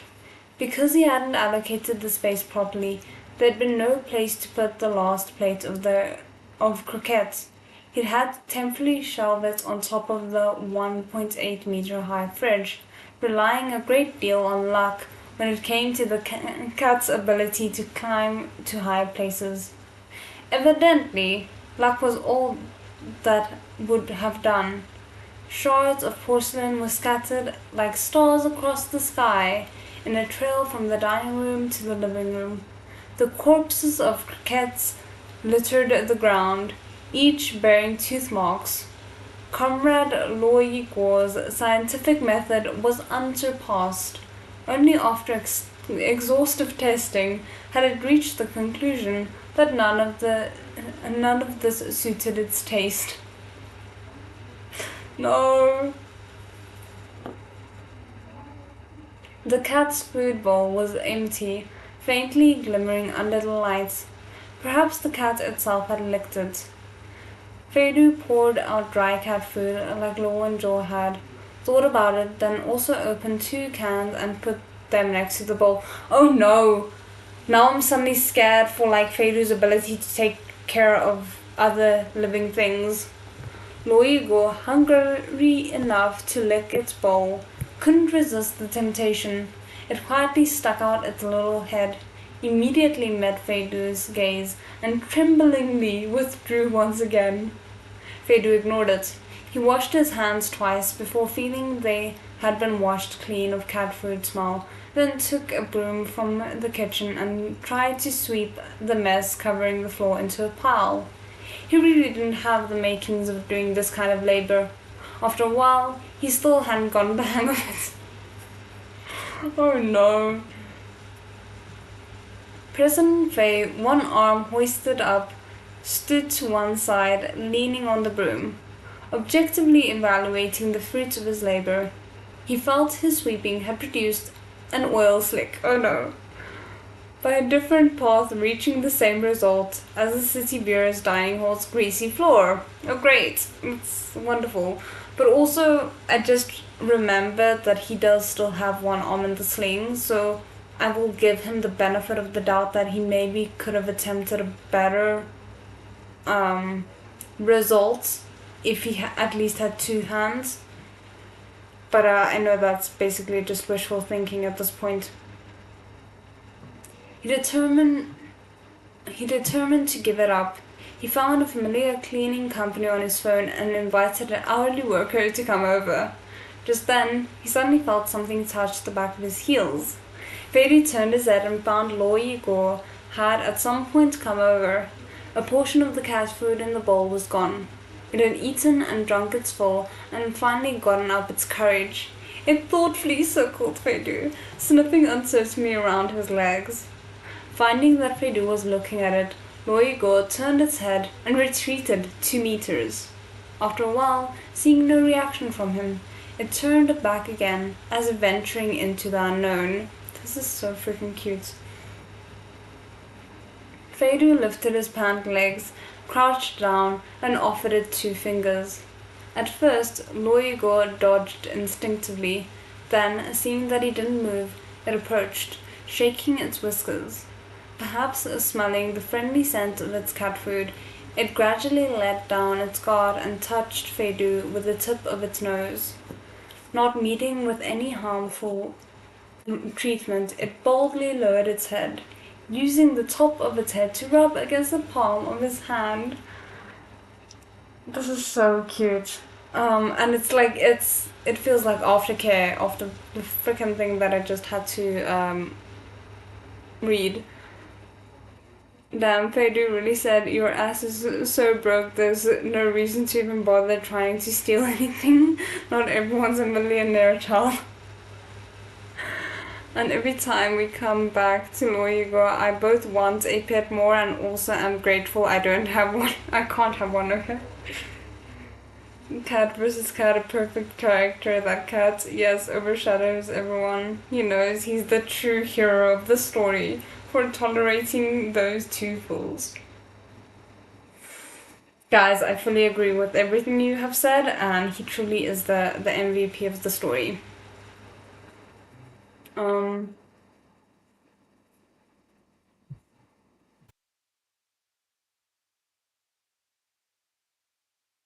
Feidu's hands stiffened. Seeing how he was slow to respond, Loigo became even bolder. Raising its large tail high, it rescinded its alarm and made a circle around Feidu, sniffing this way and that, letting a soft, delicate sound out of its throat. It's purring? At last, Feidu put his suspended hand down on the cat's back and gently stroked the sleek fur. Loigo pressed against him, looking for a more comfortable place, occasionally pushing at his sleeve, rising when Feidu lifted his arm. You don't remember me? Feidu asked quietly. Loigo, with its brain smaller than a fist, looked at Feidu, in ignorance and some fear. Animals avert by instinct, and instinct was telling it to be afraid of Fedu, even though it didn't know what it was scared of. At the same time, Lowendor had raised Loigor into a creature that remembered kindness and forgot mistreatment. A bowl of cat food had made it overcome its instincts. My heart. But looking at it, a thin layer of sweat suddenly appeared on Fedu's palms. He gently set Loigor aside and quickly drew back his hand. The small animal's soft body, the rise and fall of its breath, its heartbeat, were all hard for him to bear. He stood at once, ignoring the curious Loigor, and pressed his back closely to the wall. What was life? Oh goodness, he's getting existential. Okay. My heart, I love this so much. My fear is because he mentioned not knowing why he disliked blood. My fear is that there was at the start of the live action, I'm just saying it in case someone maybe forgot, they showed the death of a bird, and then it was obviously kind of implied that his father might have been the person behind that death, even though it obviously was originally framed as it was Fedu. And now I'm wondering if he has some kind of trauma that's like that bird, which maybe makes him fearful of owning an animal again, of like being responsible for a life again. And maybe that's also where the fearful blood is coming in, because maybe he had a pet die when he was very young and he saw blood, and that trauma has stuck with him without him realizing it. This seemed to be a biological definition, but the average person understood it long before starting to attend biology class. Some people experience situations of birth and old age, sickness and death very early, and adults use their own experiences to explain them in plainer or more romantic ways. Some people, meanwhile, develop their own blurry ideas from ceaseless repetition in books and movies. Fedu groped around for his phone and earbuds, sticking the earbuds into his ears with something like the haste of an addict. The familiar and grief-laden singing immediately flooded his world. He instinctively held his breath, gaze falling on the cat not far from him. The cat really was annoying, eating its fill and having nothing better to do. It had pulled down the broken porcelain and covered the ground with croquettes, enjoying itself awfully, getting grease all over the floor. What is life? The man's voice seemed to echo beside his ear. The man held his hand and made him put it into a small animal. Okay, here we go. The man held his hand and made him put it onto a small animal, perhaps a little hamster, or a little quail, or a little rabbit. Fedu didn't remember anymore. At any rate, it had been a very small animal, small enough for a child to hold in his hand. He only remembered a tiny ball of fuzz, curled in his palm, warm and soft, its heart beating, the heartbeat seeming to tremble. Guys, I don't want to read this, because I think I know where it's going.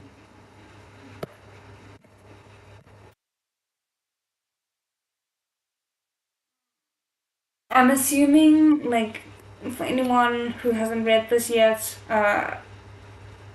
warning, animal death, potentially. Okay.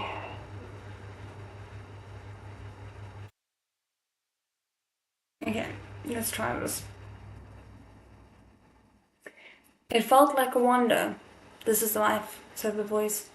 Suddenly the hand that had been gently guiding him contracted all at once, like an enormous iron clamp, squeezing his hands closed, forcing him to grab that little thing's neck, rigidly holding his fingers.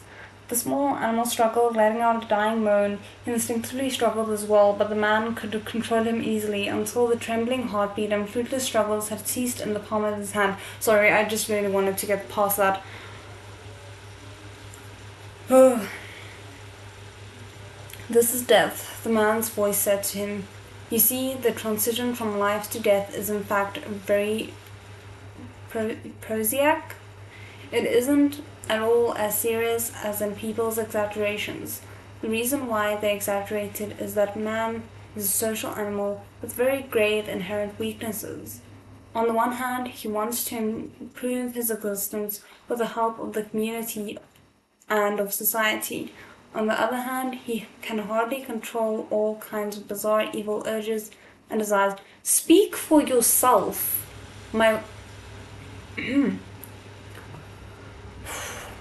Therefore, he has to agree on mutual restrictive rules, for example, law and public policy doctrine. The former is a contract with society to guard against your privately going back on the agreement. There's also the latter, making a person accept the brainwashing of the community's values and willing conform to the behavior of the majority. Having recognized this point, you have escaped the pattern of the majority. What do you want, an applause? Like, oh, I'm heartless, yay for me. Okay, sorry, let me not lose it.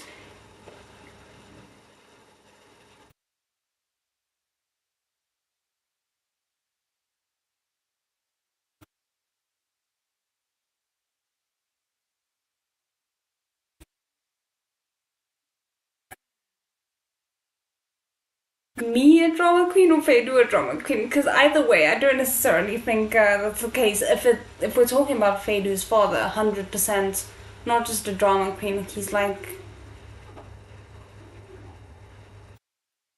it's too nice a word to describe someone like Fedu's dad.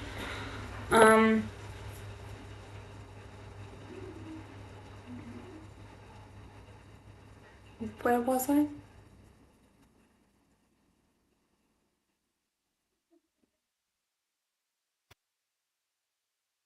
Do you want to see the truth about life and death? Again, no, I don't. Frankly, I never wanted to see it in the first place. What are you shaking your head for? Children ought to be modest. You have to repeatedly enforce the things you've learned before they can become your own. Come, we'll start again. The sound of the hourly worker knocking at the door interrupted his thoughts. Fedu gave a fierce start, his temples already soaked in a cold sweat. An hour later, Fedu returned to the city bureau, carrying some cups of freshly ground coffee. At this time, the victims' relatives who had been pacing around had basically all left. There were only Chutong's parents and Gorhung left sitting across from each other. On one side were people who still didn't dare to believe that the reality and were looking towards a 1 in a million hope. On the other side was someone who was waiting for the truth, coming more than 20 years later. Gohung was engaged in small talk with Chutong's father, the dialogue regularly interrupted by the young couple's sudden tears. When they had calmed down, each struggled to comfort the other. Fedu had just reached the criminal investigation team's offices when he saw a stocky middle-aged man with a scar on his brow quickly walking by leading a crowd of people. Still at home, it's enough for each department's necessary personnel to stay. The others go assist Xiao Tao. Xiao Tao doesn't have enough people over there. I'll submit a report to the dispatcher and request concerted action with the local police. Why does it sound like they may have found the bodies? He saw Fedu, and his speech suddenly paused. Fedu deduced that this must be one of the city bureau's leaders. He didn't know what account Law and Joy had given to his superiors. He was just planning to go up and introduce himself The middle-aged man made a gesture at the people with him, making them hurry up and move. Then he walked up to Feidu and held out his hand. You must be President Fei. I'm Luo Yu Liang, temporary head of the city bureau. Temporary head? Okay. I was the one who issued your silk banner last time. Of course he knows. Okay.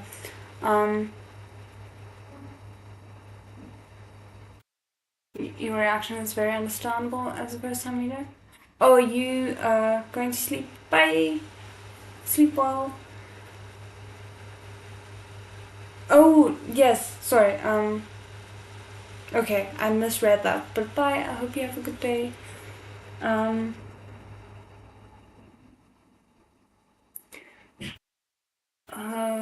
Feidu put the coffee down and shook his broad hand like a decent person.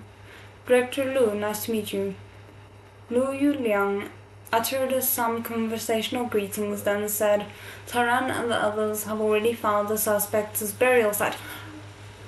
I don't know why I'm excited, but progress. We're deploying a mass action. The excavation work should go very quickly. We'll very soon be able to provide society with a result. Can you imagine, finally having an answer to a serial killing case like that? In the memorial hall, Luo Wenzhou had mentioned that Su Hui's hometown had been in Pinghai County, and county under Yan City's jurisdiction, and one of the city's reservoirs. It was likely to be where the bodies in this case had been disposed of. So Feidu very politely inquired, Is it in Pinghai County? There's a project going on over there that I have some shares in. They're building it now. The construction site is rather amply staffed. If there's a need, I can call and have some people go over to help. Huh? Lu Yu Liang froze. He must have thought that Feidu had heard wrong. He deliberately explained, They must not have said it clearly. It's not in Pinghai. It's in Binhai. 3 or 4 hours' drive from here, though it's the nearest marine resource. The administrative partitions take it out of the province. It's going to be a trouble coordinating this. Interesting. In the dimly lit corridor, Feidu's pupils contracted sharply. After a good while, he found his voice. Did they sink the bodies into the sea? But hasn't it been typhoon season? Wouldn't there be problems throwing bodies into the sea? Yes, the bodies that couldn't be thrown into the sea were buried, said Director Lu. We're looking for those now, especially Trutong. That girl is crucial. Just then, Trutong's parents and Go Heng, who had been alerted by Director Lu's deployment, came over together, planning to ask about the progress of the case. A few officers on duty rushed over, wanting to prevent them from entering the offices. Hey, don't, Director Lu said quickly. Let them come and such. Everyone understands the family members' feelings. I'll go say a few words to them. This can turn volatile very quickly, and not that I blame the parents, but I am weary of grieving parents because, you can't control your emotions when something like that happens.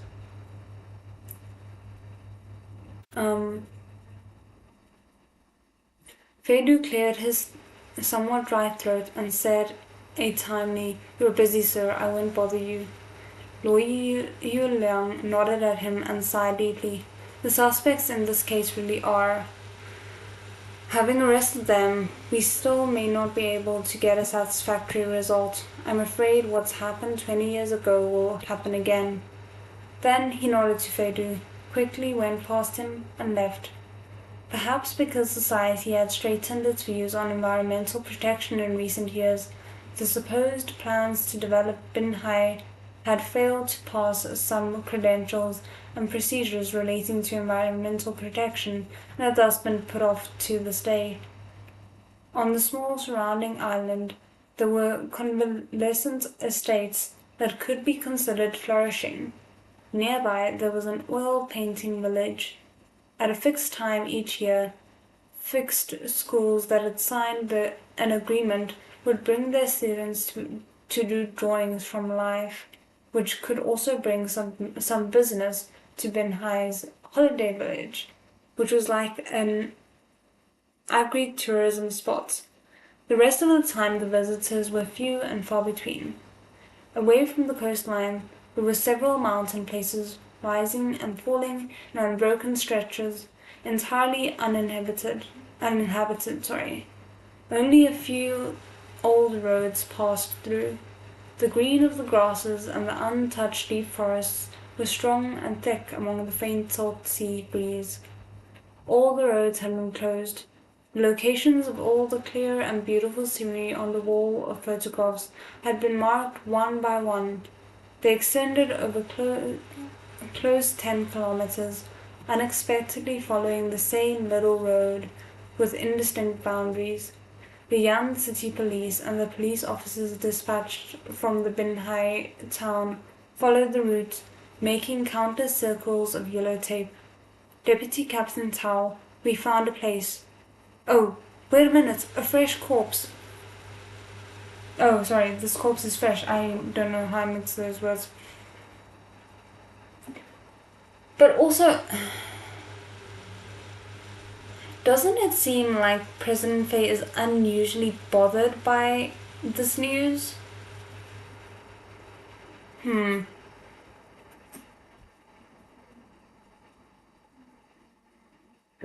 Oh, great.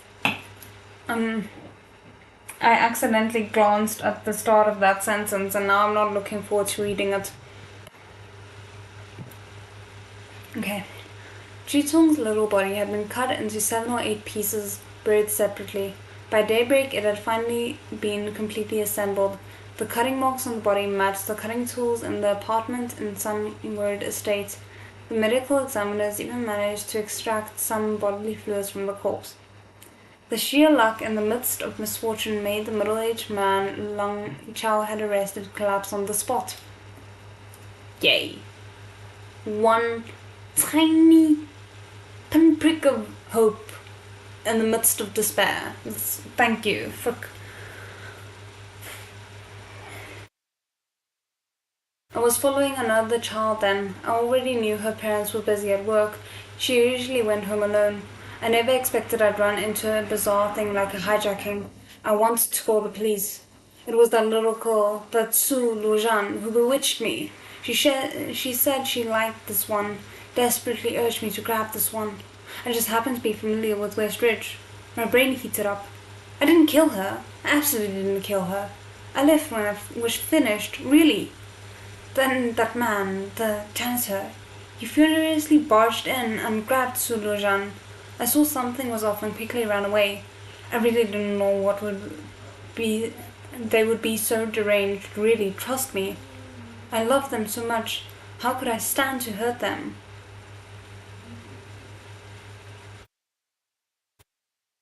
We're not gonna analyze that because it's absolute nonsense, but okay. Oh. Okay, so that is the end of the volume. I can't believe we're here.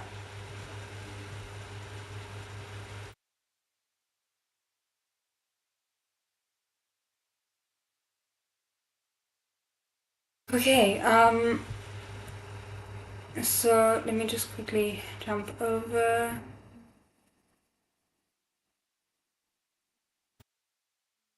Sorry about this. Okay, yeah, so as I mentioned, that is the end of the Mordu read along for now. I'm not quite sure when we're gonna come back to this, but I will, like, again, whenever that does happen, I'll schedule it. You guys should be able to see it.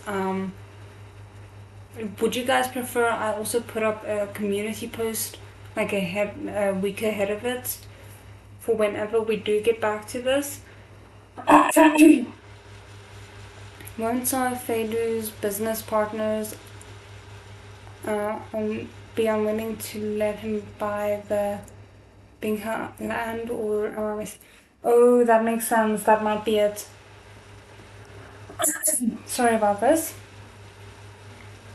but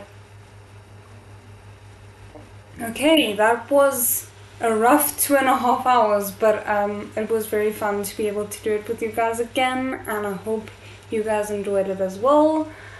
I'm excited to get back to this because, like, even though obviously there's a lot of heavy subject matter in this, it is nice to just kind of like break up the different stories every now and again with these characters because I really am enjoying the story so much. It's just that the volumes are a bit on the longer side, so it is hard to do like volume per volume the way I would with the normal stories. But yeah, we'll get back to it eventually. Probably directly after Scumvillain is finished, I'll do at least another few chapters of it. But for now, I hope you have an amazing rest of your day or night wherever you're at. And thank you guys again for joining me. I really appreciate it. And yeah, I'll see you guys again next time. 再见.